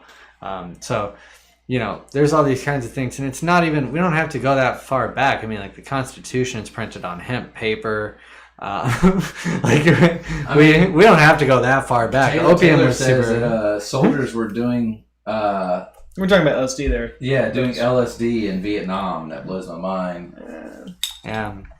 Yeah, they were also doing a lot of heroin in Vietnam, and a lot of them came back with addiction use disorder because they came back to a place where it was a big problem, and they sort of had to like hide the fact that they did this thing to get through killing people. So something that I've wanted to talk about a little bit, and this is sort of because so far tonight we've mostly been on the subjects of hallucinogens. But what about prescribed drugs, like specifically like with like kids? Yeah. So we talked about this a little bit in our meeting. Yeah. I'll talk about my personal experience, and then you guys can choose to share if you want to. But like me personally, like growing up, I was like, I don't know. I mean, I always resisted any kind of drug that I was prescribed growing up. But I had to take like some form of Adderall or whatever at some point, like because I'm like the ADHD poster child. Yeah. And then I had sleeping problems the entire time, like my whole life I've had sleeping problems. And melatonin is, it's a naturally occurring thing and relatively light, but there's something else that I used to take that was some form of Ritalin? muscle relaxer. Oh, never mind. And that's just Adderall, but like different name. Yeah. Basically. Well, it's another amphetamine. Yeah, but I there's some sort of like muscle relaxer thing that I remember, like it would be like you'd take it and then like I always dreaded it because like like whenever it kicked in, I would just suddenly be like prone on the floor, unable to move, and like my mom would be like, "Jake, why are you asleep on the kitchen floor?" And she'd be like, awful. "Go to your room," and I was like, "I physically can't, leave me alone," and it was like, I don't know, yeah, that was I don't know, it was that one I didn't mind so much, but it was kind of, it did not serve its intended purpose really, because I never actually managed to fall asleep in bed, or wake up. I mean, the point of a sleeping medication is to like control your daily routine. I mean, right? Yeah, I mean, I can't speak to what you might have been prescribed, but yeah, I think that a lot of, I mean, with regard to prescription medication, I think that, well, first of all, I believe, and this is not necessarily popular view, but I believe in the total legalization of all drugs. And I think that is something that should be available for anyone who wants it, as an American living in a country where you have a pursuit of happiness for people. For some people, amphetamines like Ritalin is a part of that pursuit of happiness. It's like a $2,000 study to even get tested for that. Right. And that's like an insane gatekeeping thing that our country has for no real reason. In a blind study, Carl Hart found that people were unable to tell the difference between amphetamines and methamphetamine, which means that they were able to tell the difference between comparable amounts of Ritalin and meth. You can take whatever information you want from that. But that's crazy. Like, kind of touching on that these things are so, like, I used the word vilified earlier. Yeah. But we give basically that to our kids. Yeah, even methamphetamine is a regularly prescribed thing. Yeah, absolutely. Yeah. Yeah. And well, I mean, I had a friend who she was like a track, and she was on her way to the Olympics. Like, she was a beast. Ended up hurting herself. They put her on medicine. She got addicted to medicine. Next thing you know, she's at a halfway house. Like, she had all her shit together, and she, they prescribed her this medication, and and she. Yeah, well, that's another thing. I mean, our recovery systems right now are. They're nothing. We have very. If we're to view abuse or use disorder as a problem, it's one that has not been solved in any kind of fashion. AA, which is only people who are trying to kick alcohol, which is obviously a hard drug to kick, but I don't think it compares to methamphetamine or heroin. Right. AA has a 50% success rate. They claim 25% come back after relapsing, but that is about as good as it gets with regards to any kind of recovery program that we have. Interestingly enough, one of the founders of AA credits LSD, he's dead now, credited LSD as a big reason why he's sober, and initially wanted to include it with his 12 steps until they made it illegal. Fair enough. Yeah. So, that's just like an example that shows that, like, total abstinence isn't always necessarily where we need to be, and that's sort of where we go. So when somebody comes in and they're addicted to alcohol, if it's been long enough and you say, like, just cut it cold turkey, that could kill a person. Yeah. More so if you're talking heroin or meth or any of the more addicting drugs. And the drugs that we have to offer up people that are sort of trying to kick that addiction, things like methadone or other sort of drugs like that, are oftentimes hard to obtain. There's like these, you can see these pictures online comparing methadone clinics in like impoverished areas with methadone clinics in non-impoverished areas and things like that. And they're all like impoverished area. They have to stand outside and like be seen by everyone. And like, there's this whole like stigma associated with the use of it. And it's because we've got this abstinence only sort of mindset that extends even towards like people who are addicted to drugs, when it's like, if someone's addicted to drugs, the first step is, do you have a clean supply of the drug that you've become reliant on? Do you have a clean supply of the drug that you're seeking out? The second step is, what are the mental issues that are causing this behavior, and can we appropriately address those? And then the third step is, can we get you off of this drug?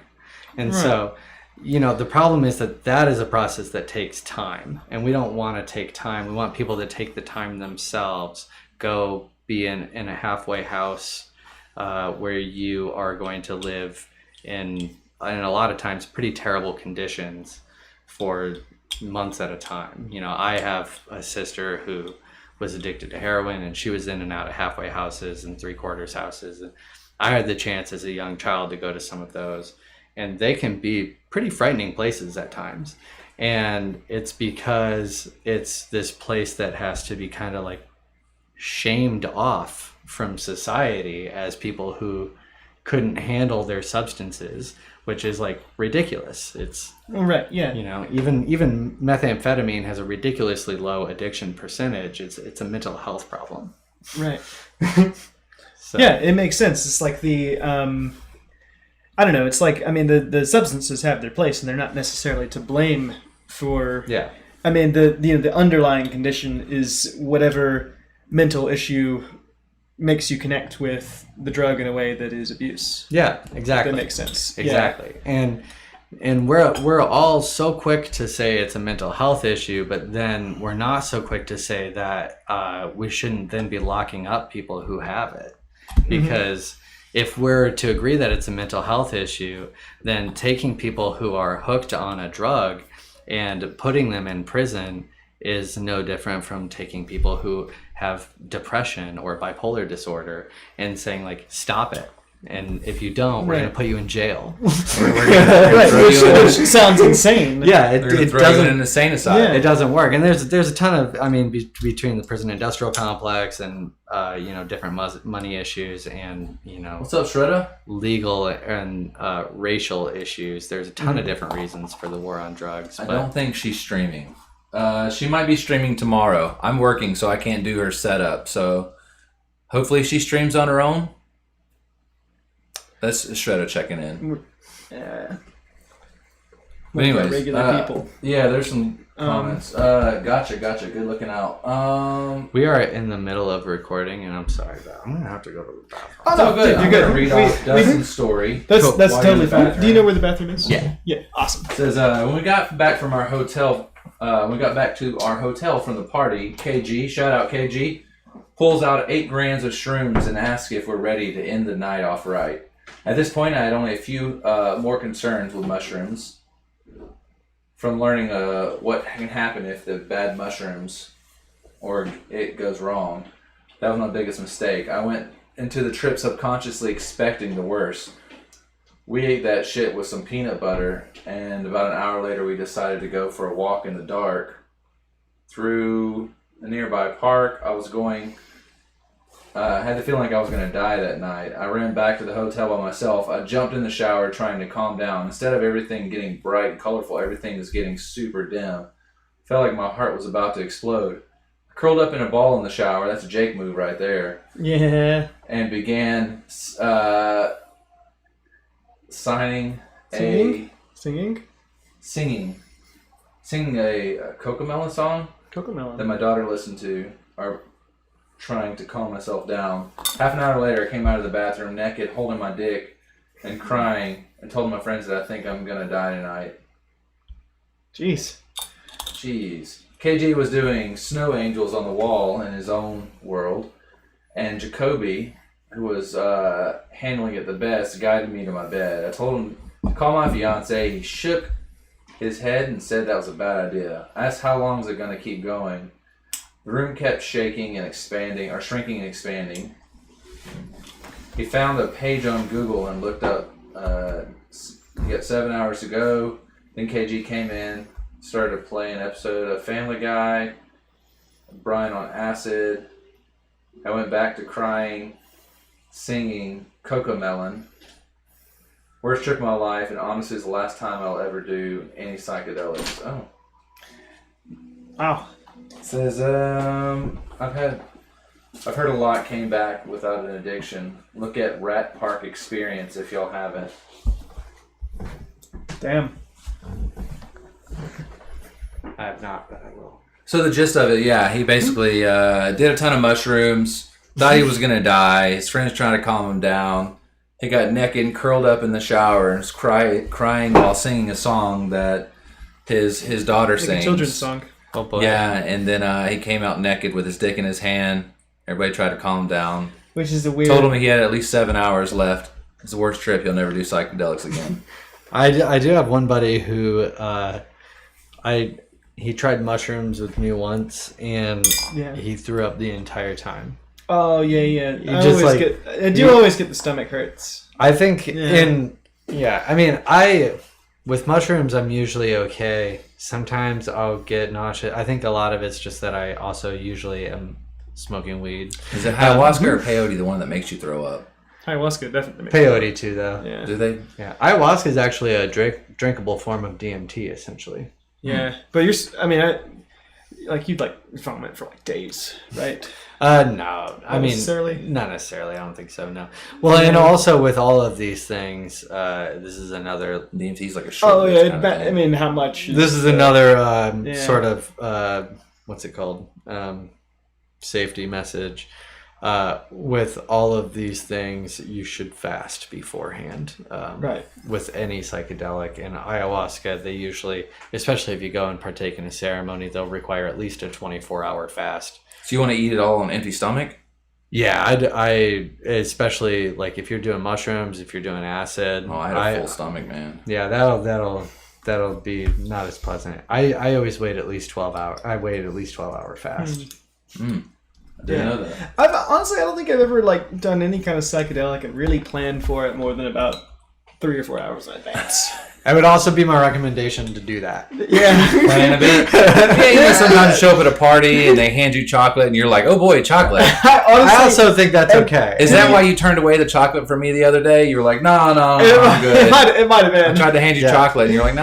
So the last time somebody was just like, oh dude, try this chocolate. It's really good. It was full of mushrooms. I didn't know until... I was kind of okay with it. Oh yeah, that's right. Yeah, you were accidentally dosed twice. That was actually... It was honestly, for anybody else there, it was probably painfully obvious, extremely obvious that it was mushrooms, because who just says, here man, try this single piece of chocolate, it's good as fuck.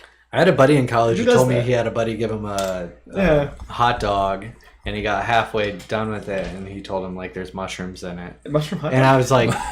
now that I've tried mushrooms, I'm like, how could you have possibly not tasted that? Such a strange way to administer mushrooms. Mushrooms are easily the worst tasting thing. That chocolate tasted exactly like a Reese's cup, but it was good. And I ate 3 pieces of it, and I was just like, that's really good. They're like, cool, it's $40. I had no idea that I was doing mushrooms that night. It was just whatever, mushroom Christmas. Yeah, mushroom Christmas. It was a fun time. That was a weird Christmas. Yeah, honestly. That. I was hanging out with my lady. We were opening up presents and just having a night of it. Necessarily. No, mushrooms don't taste bad to me. Oh, I think they taste bad. It just tastes like. But I'm currently learning to like regular mushrooms. Oh yeah. I'm trying to go back to being vegetarian, and last time I was vegetarian for a year and I did not like mushrooms, and being a vegetarian when you don't like mushrooms sucks. Yeah. So it leaves you with lettuce and onions. Yeah, I just got one of those have you seen those grow boxes that you get where there's a window on the side and you cut open the bag and spray it with water? And it just grows out the side. Yeah. I just got those with a bunch of oyster mushrooms and had the best ramen I ever had. But you like the mushrooms now? I'm trying. So at the bar I was working at, we really got on this mushroom cocktail phase. Just ordinary mushrooms. They're like trumpet ear or something. I don't know. We tried a few different kinds of mushrooms. Yeah. In this thing, I work at this absinthe bar, right? And it's a chocolate shop during the day. And we never know what kind of ingredients are going to be there, and so it's really cool because the owners of the place, they they'll get a lot of weird ingredients just for experimenting with stuff. Well, if you ever want to bring home chocolate, Jake, you've been working there and you haven't brought me home not a fucking strain of chocolate. I'll bring you some motherfucking chocolate if you want some chocolate. Anytime y'all get ready to throw away some chocolate. No, it's literally all free. I mean, I can bring you as much as you want. Bring it. Okay, I will. I know you like chocolate. I fuck with sweets. Anyway,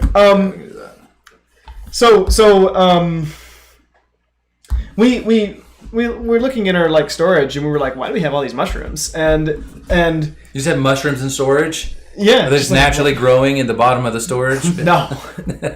You're like, this actually reminds me of a similar story. You remember when we both worked at Mellow Mushroom? Oh yeah, and there was mushrooms. And there was like in the back of the restaurant, like kind of near the food prep area, there's this wall where a bunch of mushrooms were just growing out of the wall, and like you knock them down and more mushrooms grow up. So management would always be like, "No, this is gross," and they would knock over the mushrooms. But everybody else was just like, "It's Mellow Mushrooms. It's our mascot," and like we were all okay with it. It was we would all try and protect them from. So we have like tile, we would like hide them. We had tile up, and then sometimes there's certain areas where there was no tile because over the years it just kind of broke off. So mushrooms would grow out of in between where the tile was. It was really funny that we had a mushroom infestation. Well, every breath that you take has between 1 and 10 mushroom spores in it. What? That's how prevalent they are. Jesus Christ. They're everywhere. So if there's a spot where they can grow, they usually do.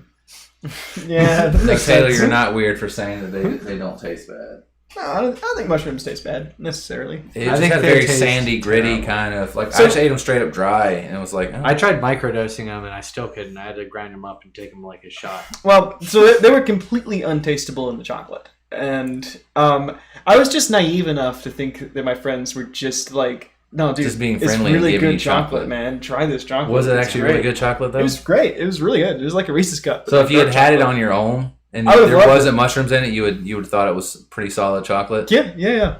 And honestly, if I had it around, I mean, the great thing is the instructions on the back of it, because it's like this is like a real product. I mean, it's like it's sold somewhere where it's legal and somehow in Tennessee. Well, I think they're selling them pretty prevalently in California now because it's not legal, but it's decriminalized to the point where like it's not enforced at all. There's somewhere in the states where mushrooms are legal, right? Denver.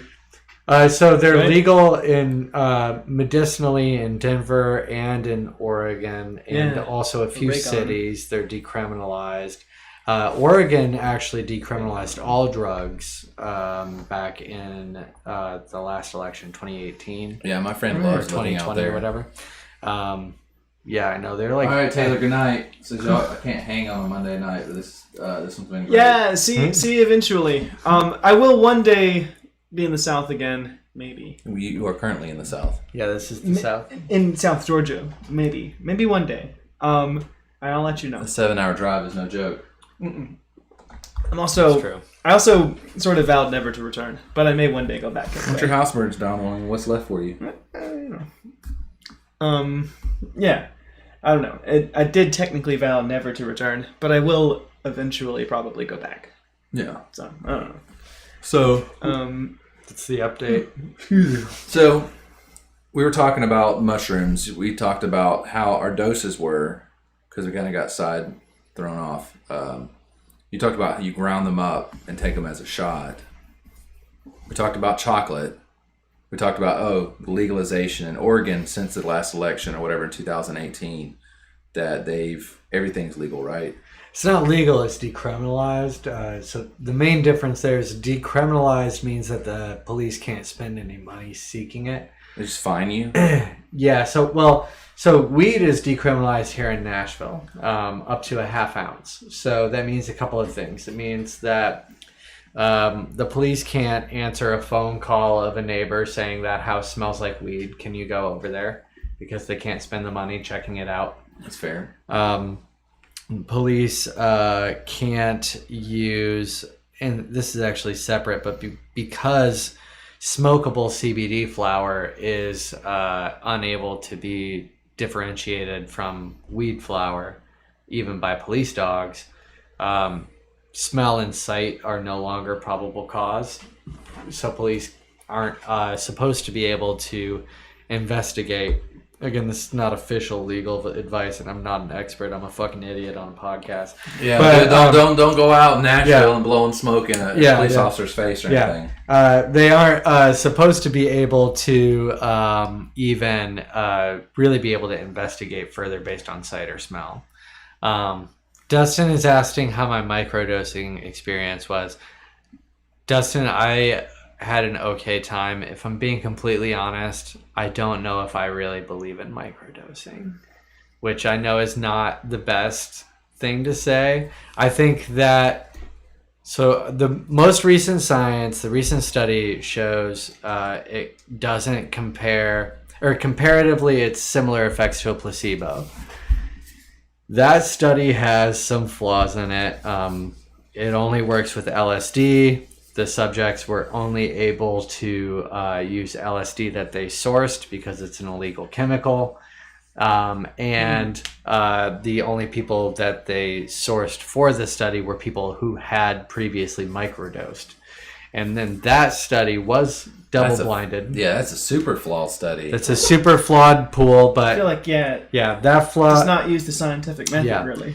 That study was double-blinded. And so that adds a little bit of credulity to it, which is the only reason why I even say I'm not sure if I believe in it. And that double blinding means that people essentially sent in their drugs, and then the researchers sent back either their drugs or a placebo, and or something like that. I can't remember exactly how it all went down. Definitely always read the research for yourself. That said, I've microdosed twice, and I tell people, if it does work, I recommend making sure that you still adhere to the set and setting of mushrooms or acid or whatever when you do microdose. And what I mean by that is be open to disruptions in your life. Microdosing is one of the things that first normalized psychedelic usage, largely because of software developers in Silicon Valley using it to get an edge over people who weren't microdosing. And all of them claimed that, or not all, but most or whatever, claimed that it made them less anxious, it made them work harder, more concentrated, and happier. And when I microdosed, I also felt those things. Even if that is a placebo effect, What, LSD? I microdosed just mushrooms. The study was just LSD, but I only microdosed mushrooms. But even if that is just a placebo effect, the first time I microdosed mushrooms, it was to get through working a job that I hated. And this is like a hokey, like spiritual thing, but I just think that goes against the mushroom message. All or nothing. And so I think that I always tell people microdosing was first popularized by coders in Silicon Valley, but I do wonder how many of them, upon taking a macro dose or a larger dose, would realize that they didn't want to be fucking coders to begin with. That's fair. Fair enough. What beer are we currently drinking? Oh yeah, we didn't talk about that. We did. So this is from Yazoo, which is a Nashville local place. This is All Dog Alert. It's probably one of the Nashville's biggest. Yeah, they're pretty big for Nashville. They were big back when I was in college in like 2010. Wow, yeah. They're one of the breweries that you kind of find pretty much everywhere here. Yeah, they're pretty big. They're good. So it's a limited edition oatmeal stout. So brewed and canned by Yazoo Brewing Company. All Dog Alert is an oatmeal stout brewed to celebrate Yazoo's 18th trip around the sun. A rich, succulent, silky smooth stout that will have you waking up the neighborhood. Ooh, okay. We'll see about that. Yeah.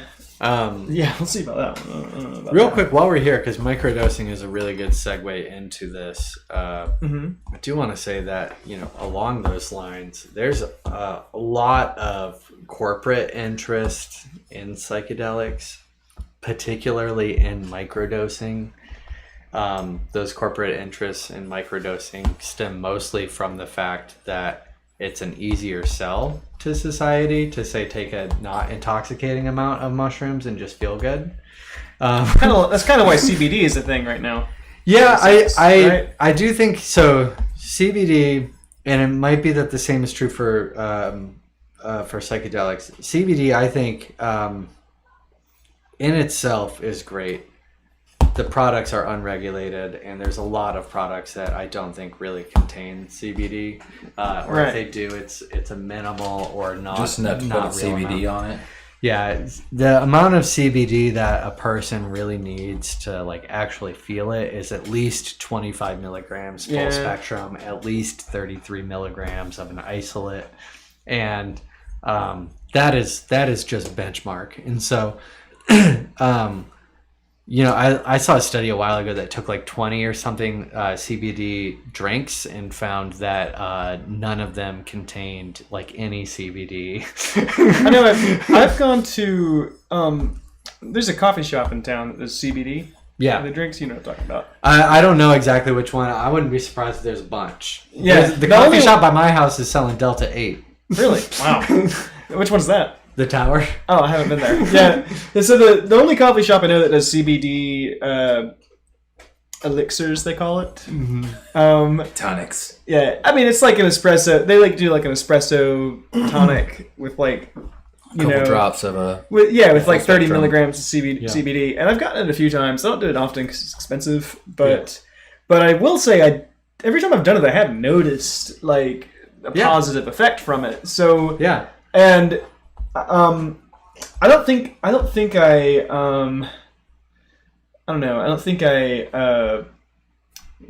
placebo easily, I guess. Personally. No, I definitely don't think that CBD is bullshit. And I think that it's disingenuous to say that it is. I think that the reason why people think that it is, and it's a similar, I was talking to my girlfriend not that long ago about essential oils.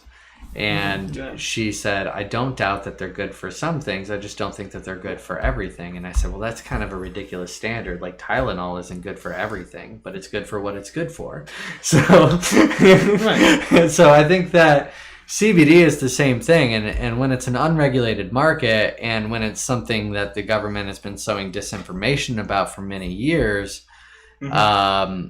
it's something that we kind of, as humanity, go all or nothing on. It's either, any cannabis is the devil's lettuce, or it's CBD cures cancer. It can't be one or the other, and that is a mistake. CBD has shown promise for anxiety. It has shown promise for depression. It has shown promise for pain. And all of those are varying levels of promise. All of those are using various methods of administration, and all of those are using scientifically pure CBD.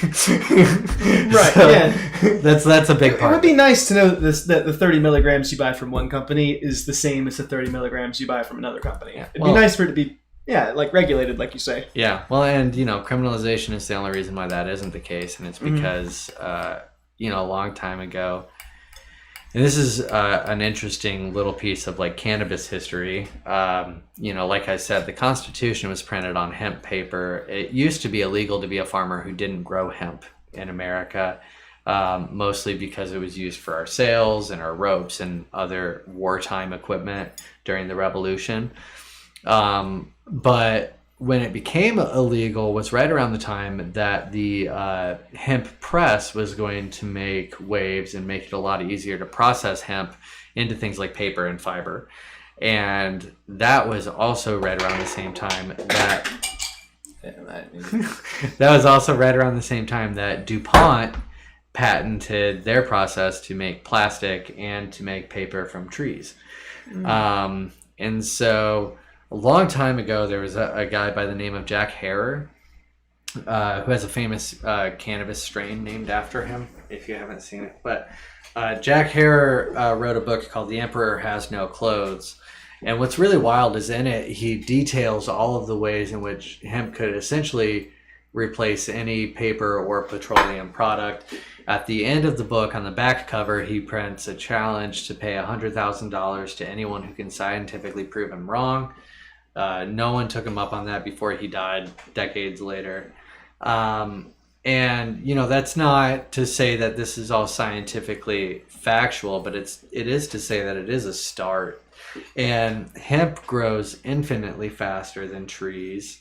It sequesters less carbon, but grows faster and in larger fields, making it a potentially better crop for climate change aversion. And it also is an easier crop to grow for things like fiber and paper, and doesn't require as many chemicals to do so. Right. So it's an insane home run from an environmental standpoint. It's much more for almost sustainable. anything. Yeah. For almost anything. Right. And it is something that we relied upon until we decided that it needed to be criminalized and made illegal, and that illegality was due largely to large amounts of media disinformation. Like, there's a Times story from 1932, I think, entitled, or it's like 1919, it's a little bit earlier, but it's entitled "Mexican Family Goes Insane on Marijuana." And Right. and the story is about how The reefer madness. yeah, it's literally about how a Mexican family didn't have money for groceries, and so they went in their garden, picked a salad, and that salad included marijuana. Hell yeah. Now, I don't want to discourage the New York Times, but I don't really believe that this unnamed family did that, in part because if you just eat weed, it's not psychoactive. You have to decarboxylate it first in the oven. So if it was if they made it into like a, I don't know, like a soup, maybe. Right. But a cold salad doesn't track. So yeah. Okay, fair enough. Interesting. That's Small Mexican Wow. family eats marijuana salad. Yeah, Kills and- whole village. this. And when we look at since we're kind of going down the sorry, you were saying something. No, I was gonna say that's a very similar story to why absinthe was illegal for a long time. Yeah, which is something you were telling me just before. I didn't realize Yeah. that I was also a victim of their disinformation, Yeah, because so- I thought that it was like all the things that people say about it. No, so yeah, it's like absinthe is star anise, fennel, and wormwood, right? And well, wormwood's hallucinogenic, definitely. It's directly counteracted by alcohol, though. So you'd die of alcohol poisoning long before you hallucinate, even on the old stuff. I mean, it's just it takes What so about all these much. stories about people seeing the Green Fairy and Yeah, it's all bullshit. Just classic run-of-the-mill alcoholism. Yeah, and like the story is though, it's like way back in like I don't know. I guess it was probably like 1700s, the 1800s or something. Somebody like some guy in France, like, went fucking insane and killed like a couple people, and the media blamed it on absinthe, and Oh, now they do that on acid. yeah, and then they so France bans absinthe, and but in reality it was kind of more that like the more the person and not the well substance? no it was a big part of why it got banned was because like the wine industry was becoming very big at the time, and absinthe was the most popular drink in the region, and like the winemakers were kind of lobbying to ban absinthe. Yeah. And so, and it wasn't, I mean, it was legalized again in France a while back. I don't remember exactly, but in the States it was illegal until 2012. The FDA does not like wormwood. Yeah. But it's tolerable in absinthe because it's directly counteracted by alcohol. Well, the thing that's crazy about criminalization is that it's never really been about safety. It never has. I mean, Control. you can buy cyanide online. Really? You can buy poison online. It's not illegal to do so. You might get tracked, but if you're just using it once, Right. so what? So you might get tracked, but if that's your plan, forget it. So Right. the government has no interest in keeping you safe. Now, John Ehrlichman, who I apologize if I got his first name wrong. I'm pretty sure that's right. He was a top advisor to Richard Nixon. And in the 90s, long after he'd faced his own ridicule and public court battle, he was asked in an interview about the drug war, and I can't remember exactly what the question was, but it was unrelated. He cut the reporter off, and he's quoted as saying, "Do you want to know what the drug war is really about? Well, I'll tell you, at that time, the two biggest enemies of the Republican Party were the anti-war left and black people. And you can't make it illegal to be anti-war, and you can't make it illegal to be black, but by making marijuana legal and by making heroin legal and by heavily criminalizing both, they are able to disrupt the communities, they're able to pull their leaders out, and they are able to basically control them." And so then after they take that, and it doesn't matter at that point if marijuana is really only being used by hippies, and it doesn't matter if heroin is only being used by African Americans, because then what happens for decades is targeted campaigns that is the case, and that only hippies will use marijuana, and if you're going to use marijuana, you're a hippie, and if you don't want to be a hippie, you better not use marijuana. And if you are, don't want to, bring yourself so low as to do the kind of drugs that a black person would do, you won't do heroin, that kind of thing. And so then it becomes a targeted campaign towards these groups that the government has identified as enemies of their re-election. And this is a top aide to Nixon who's admitting to this decades after the fact as being their course of action. We obviously also have recordings of Nixon saying very disparaging things about the black community and about hippies. For what it's worth, obviously less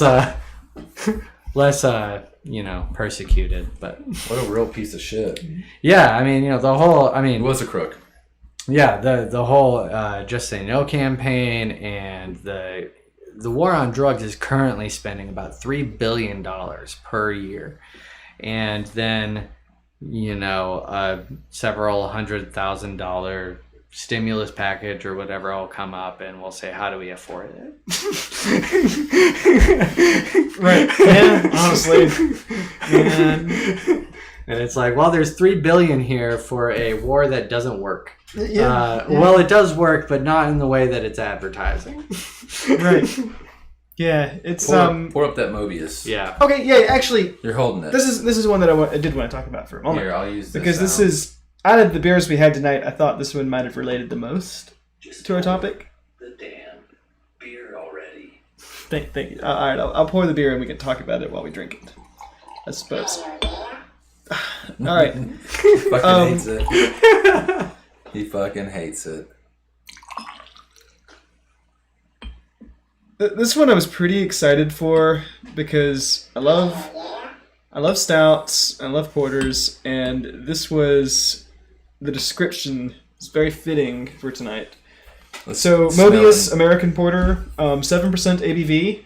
So it was the description here that got me. It's because it's like all this like kind of psychedelic imagery, I guess, and it says Mobius represents a continuous and infinite single dimension, which is maybe the trippiest thing I've said tonight, which is analogous. Analogous. Analogious,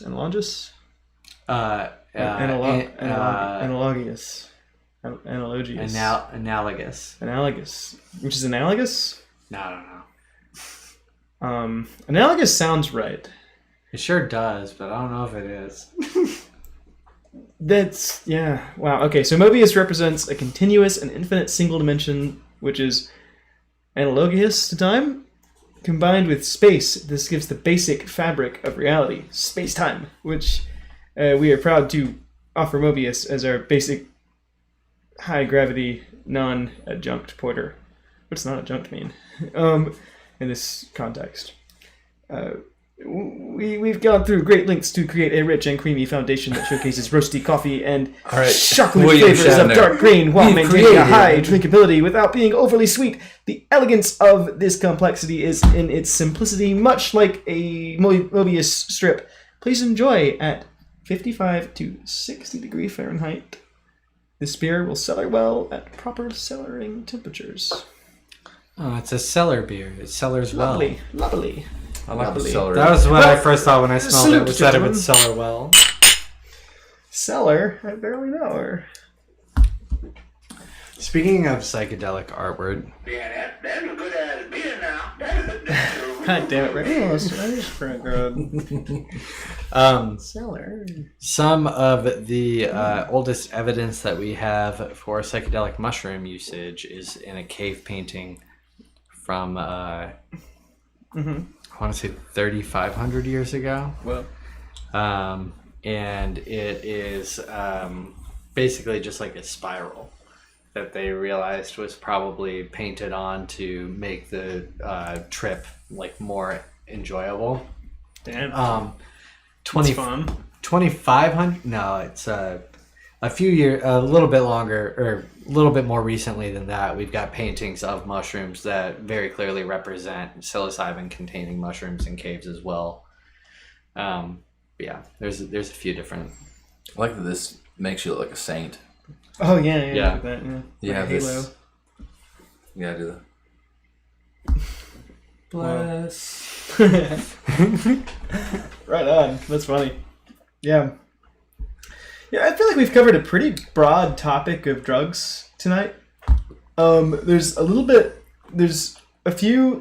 like 2 remaining territories that we haven't touched on. We spent most of our night talking about psychedelics. We talked a little bit about prescription drugs. We talked briefly about how you got into all of this, the writing, the losing the one job. Yeah, you yeah, know, we got- doing the mushrooms and I feel like finding that was out. a theme tonight, was the work-life balance kind of thing. And like, you know, and that like, you know, drugs in a certain manner can help you sort of discover things that you may have sort of blocked off from yourself in your normal state of mind. At least for me, I feel like I that didn't was the hear how category we it had worked here. into writing though. Like how did Well, you like get with Medium? Like how did you get your first thing? Did you send out applications and some writings that you've done and they brought you in? Or Oh did yeah, you... yeah. No, I mean anyone can sign up for Medium. So it's Still. I mean, I've seen some videos where you've done your thing. I've seen. Oh yeah, that. So most of the real like career movements that I've made have been mostly in the cannabis realm. It's easier to get people to pay you for cannabis than it is to get them to pay you for psychedelics right now. It's more like on the nose. Of a little more approachable. Yeah. What is More immediately mainstream? sellable, I suppose. Yeah, so I've made probably like $20 total from all of my personal psychedelic writing, but my cannabis writing and the things that have led to like the videos and different sort of opportunities like that I've had, that one was more just, you know, I took the sales experience that I had and you know, when I was in sales, I told every boss that I had that I believed in the product we were selling, because I thoroughly believe that it's impossible to really sell something well that you don't believe in. Yeah, I agree with that. And I agree that. I don't know that I necessarily always believed it when I told my boss that, but I always told my boss that. And when I decided that I wanted to be my own boss, I decided that I kind of had to tell myself that and had to you know, actually believe in the product that I was selling. So, oh yes, please, thank you. Sure. So, you know, that was kind of the first step was, you know, and the mushrooms helped with that, learning to actually believe in myself and in my voice and in my ability to Sure, some of these breakthroughs, like you standing in the mirror and like really just like. Well, I guess what I was getting at yourself. is what I was getting at with my previous statement was that maybe it's you know, there's some things that, like, you know, me personally, like my own anxieties might kind of block me from a certain train of thought. Mm-hmm. And you know, a lot of times like some sort of psychedelic opens the door to something you hadn't previously allowed yourself to think. And then and then you realize that, you know, like retrospectively, you know, you're seeing it from a different perspective now, and it allows you to feel differently about something that you know, otherwise would have, you know, I mean, it helps you see a different perspective on something. And so in that way, I guess that's why I say that every time I've had it, anytime I've done any kind of trip, I've always gotten something good from it. Even though I've had several experiences where the circumstances were not great. Oh yeah. No, I had so I had this one experience where it was the first time I took Experiences where the circumstances were not great. Sorry. several circumstances. Circumstances. So Whoa! there it goes again. Just leave it. Gravity It's where is it belongs. a motherfucking bitch. I had this one experience. It was the first time I did what Terrence McKenna would refer to as a heroic dose of mushrooms, Hell yeah. which is 5 grams or more. And I decided I wanted to do it as Terrence McKenna did it, which was in a dark room with no sounds. So, took the mushrooms. I went into a dark room. I started meditating, and That's kind of playing on what Jake was talking about earlier, like doing drugs in a sensory deprivation. Oh, similar, yeah. Yeah, that would be insane. yeah, similar. Because one thing with these drugs that you realize is that there are 2 types of visuals. There's open eye visuals, which is like the fun, things are swirling and I'm having a good time visuals.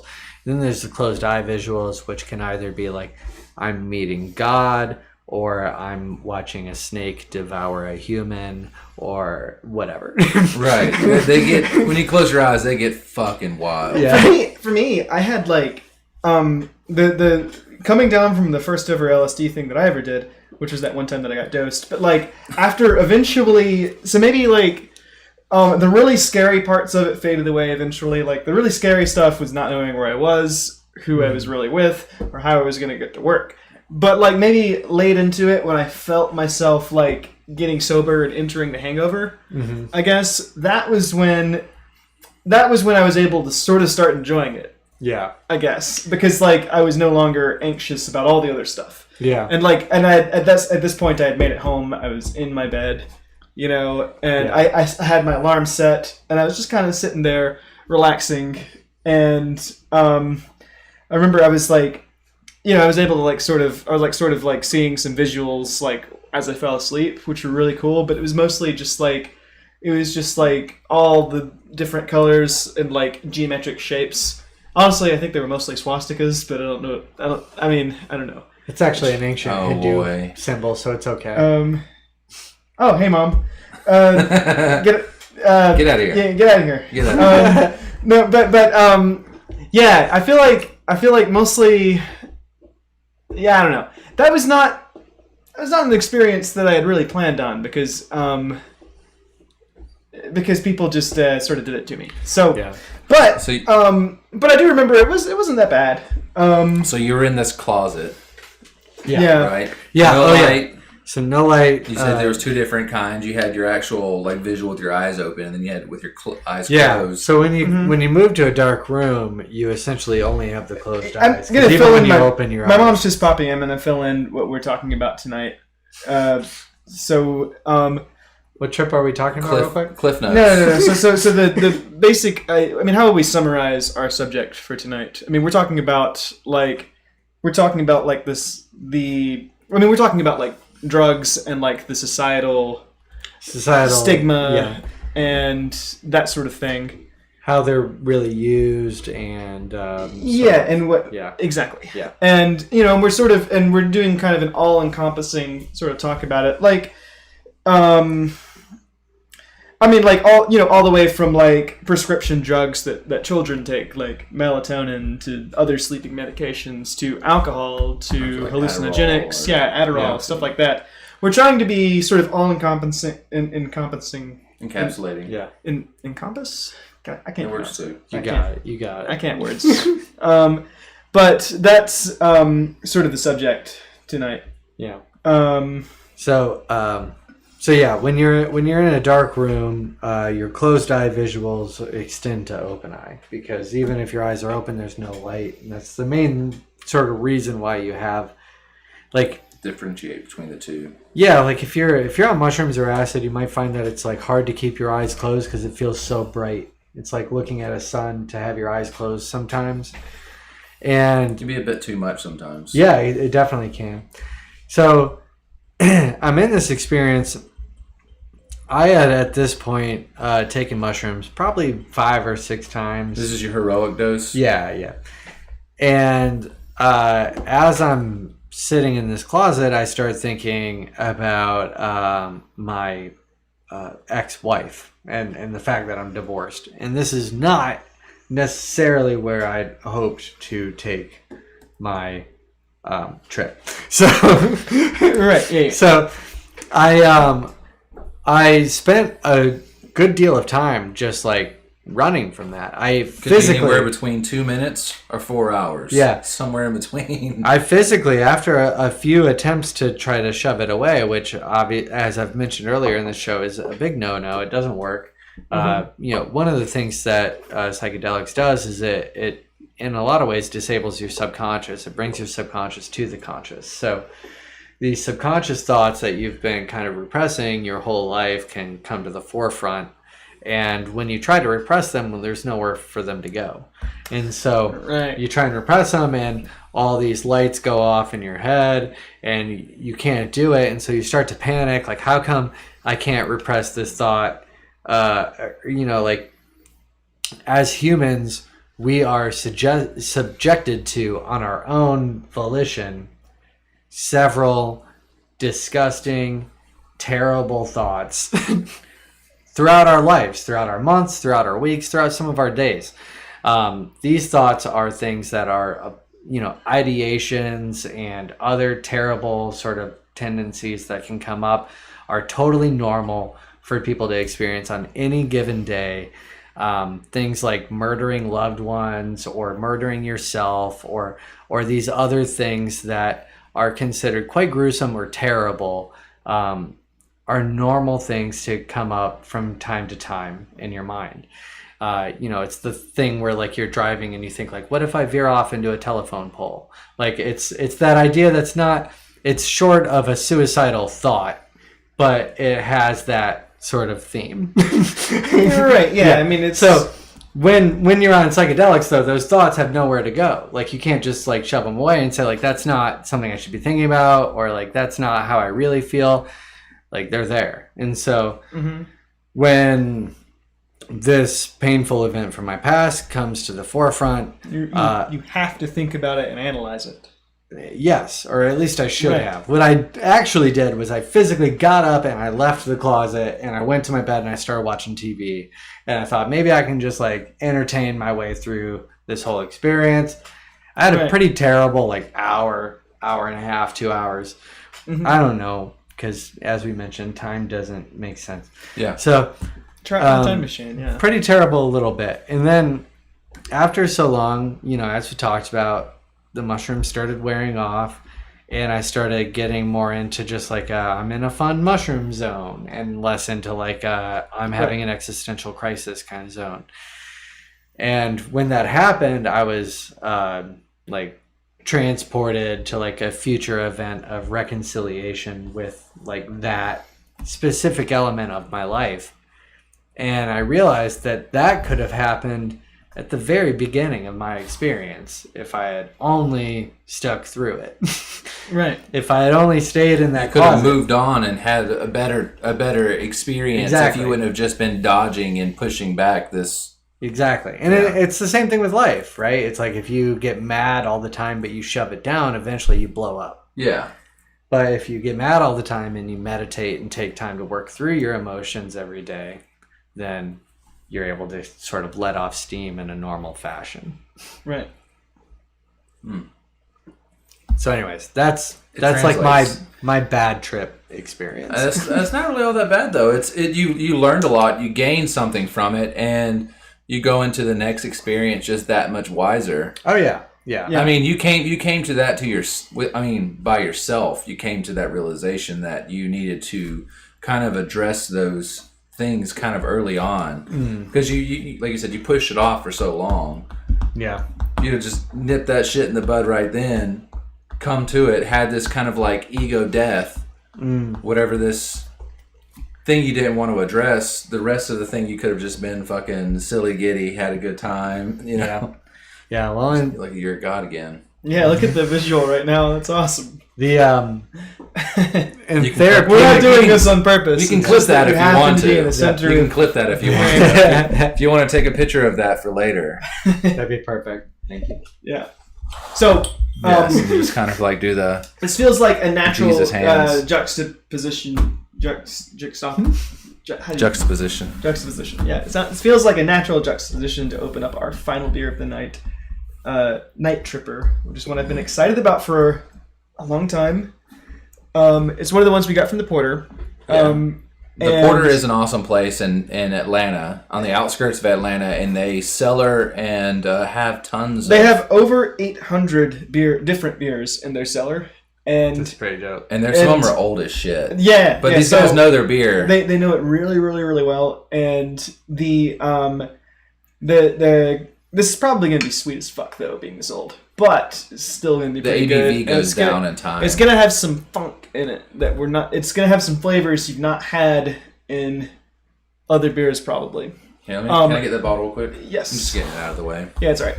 But yeah, I've always liked that place, and like when COVID hit, they suddenly the entire world was like, fuck it, sell alcohol to go, because they used to. And they be, did it sounds 50 cbut it used to be illegal in the States to They do did that. 50% Only 2 off years everything ago. from their cellar. Oh, if yeah, you buy an entree, so we fucking Exactly. cleaned So house. yeah, we went there. I think we spent like I think I spent over $1,000 on beer in the last at the Porter in the last 2 years. Yeah. Because I've been 3 times to get vintage beers. But those beer, if you were to sell them to somebody who knows what they're doing, you could.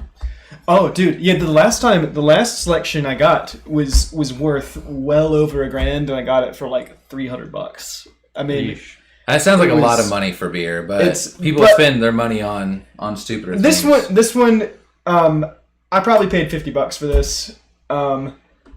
It's probably worth. If you were to sell it, it would be hard to really price it. It's probably worth more than that. Yeah, it's from 2013. I mean, It's it got would be some age on it'd be it. difficult to sell, but I'm really excited to try it. Hope And it's not it complete seems shit. suitable because you like stouts, and this is a stout. It's from New Holland, Michigan. I'm from Michigan too. yeah, we so- haven't mentioned that yet. Yeah, New Holland Brewing is one of my favorite breweries up there.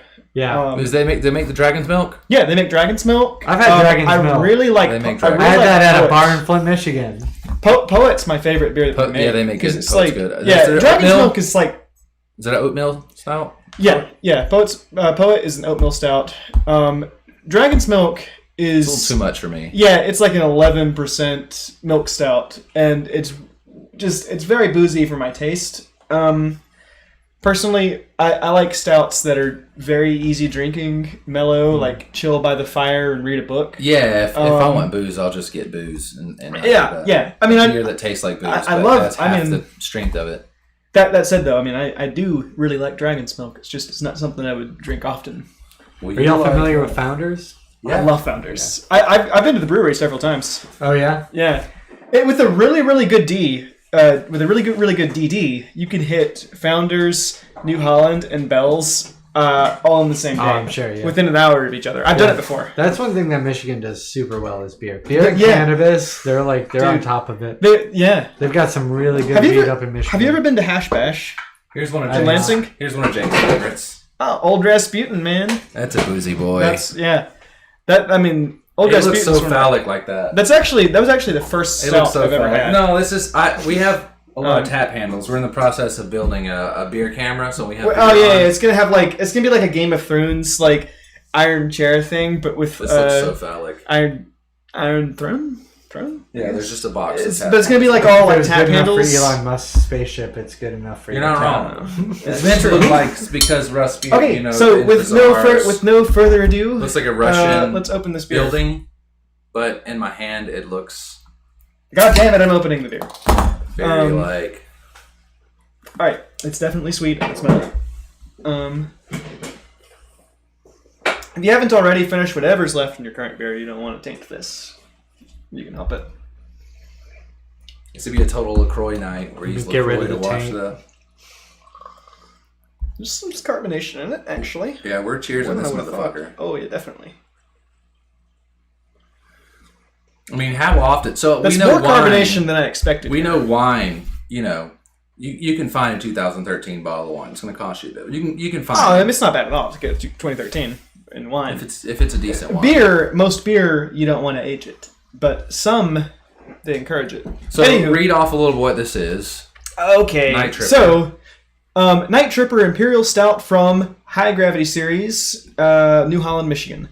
New Holland Brewing. An abundance of roasted malts and flaked barley create a rich roasty stout with deeply intense, lush flavors. Layered, nuanced tones invite intrigue and reward a curious palate. Still smells. It says pairs well with dark chocolate, stinky cheese, and cayenne. Cool. So yeah, vintage from 2013. 10.8 ABV when it was bottled, which is probably like 8% right now. Cheers, everybody. Prost.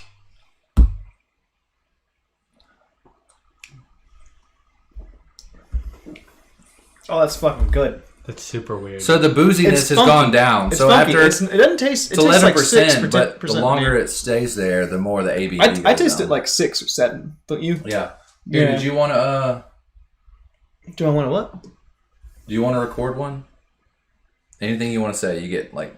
Oh, what? Oh, we're doing a voice that we'll use later for another episode. No, so not necessarily. I can delete it right now. Ooh. just can give do, us your catchphrase. Drugs are bad and clay. Give us whatever your catchphrase is. 3, 2, 1, go. Smoke weed, fuck the police. Fuck yeah! Only thing is it got so long into that we have to record that again. Oh, sorry, hold on. Right. I can do it. Okay, Ready? not yet. Smoke weed, fuck the police. We're gonna use it. Weed, fuck the police. Perfect. We're gonna use it later. Love it, dude. We should. This is the first time we've done that. We should record a thing every episode and just have like a catalog of we'll use that every now and then. Yeah, that's It's pretty gonna be good. fun. Yeah, right on. That's a good ass beer now. That's a real So beer. it's definitely got some funk to it. Wouldn't you say? A little bit What's of fun. this one? Hold on. I mean, it's what? It's 8 years old now. The damn. 13? Yeah. No, 9. 9 years. Yeah. Fuck. All right, Jake, your turn. Don't get too close to the mic because it I don't have a pop filter on it, so Get too close to the mic, Jake. What should I say? I don't know. This is really hard. All right, I got it. Say Ready? dog before you do it. That way I can hit the button right when you say dog. Dog. Anything. Some beer. All right. This is really hard. That's what she said. That's what she said. Go ahead. This is really hard. Perfect. Yeah. That's. Smoke weed, fuck the police. That's. Pretty good so far. We need to delete it. No. This is really hard. Damn it, Brandon. It's fine. pretty it's solid. Fine. It's. This is good. Yeah. Here, I'm gonna hand that to you again. Thanks. This is really hard. God damn it. I'm. No matter how long I know Brandon, he will never delete that. Never, ever, ever. I knew that going into that. Like, that's why I made that statement. Here, watch, Jake. It's gone. Wow. You deleted it? Yeah, just like Really? that. So if I hit this, it does. See, there's a circle there. Oh, It means there's nothing there. Dude, you've like grown as a person if you deleted that, because I did not think you would delete it. I was certain I would hear that twice an episode for the rest of my life. That's perfect. That's a great soundbite. I would hear that twice an episode for the rest of my life. That's fun. Honestly, That's actually really good. there's infinite possibilities here. I feel like that's a pretty good note to leave on. Unless you guys have anything else. No.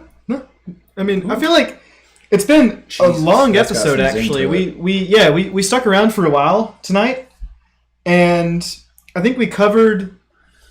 I'd say we covered most of what we wanted to talk about. Viv Right? said she was going to call in, but she never did. Rest in peace. Because she's had some experience with drugs because she's Lizard bird person. Huh? Lizard bird person. You don't remember that.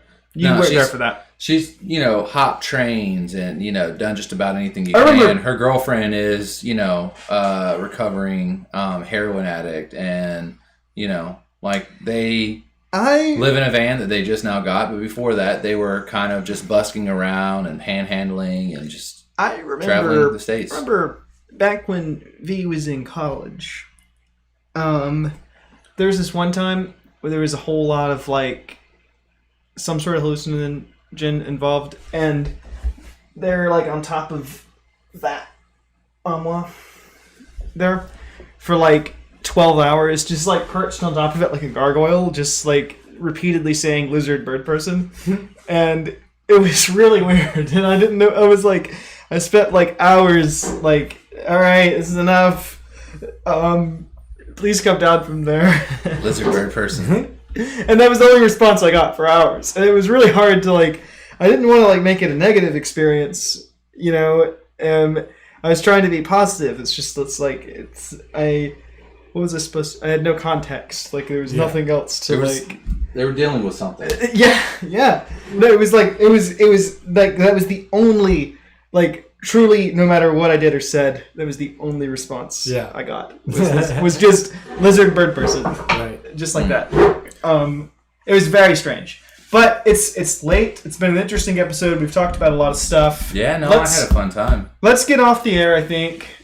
What do you guys think? Yeah, no, I had a great show. We talked about everything from history to the government, Richard Nixon being a piece of shit. We talked about giving kids drugs as, you know, a fix, but also like sending people to prison for the same drug. We didn't talk about Project MK Ultra.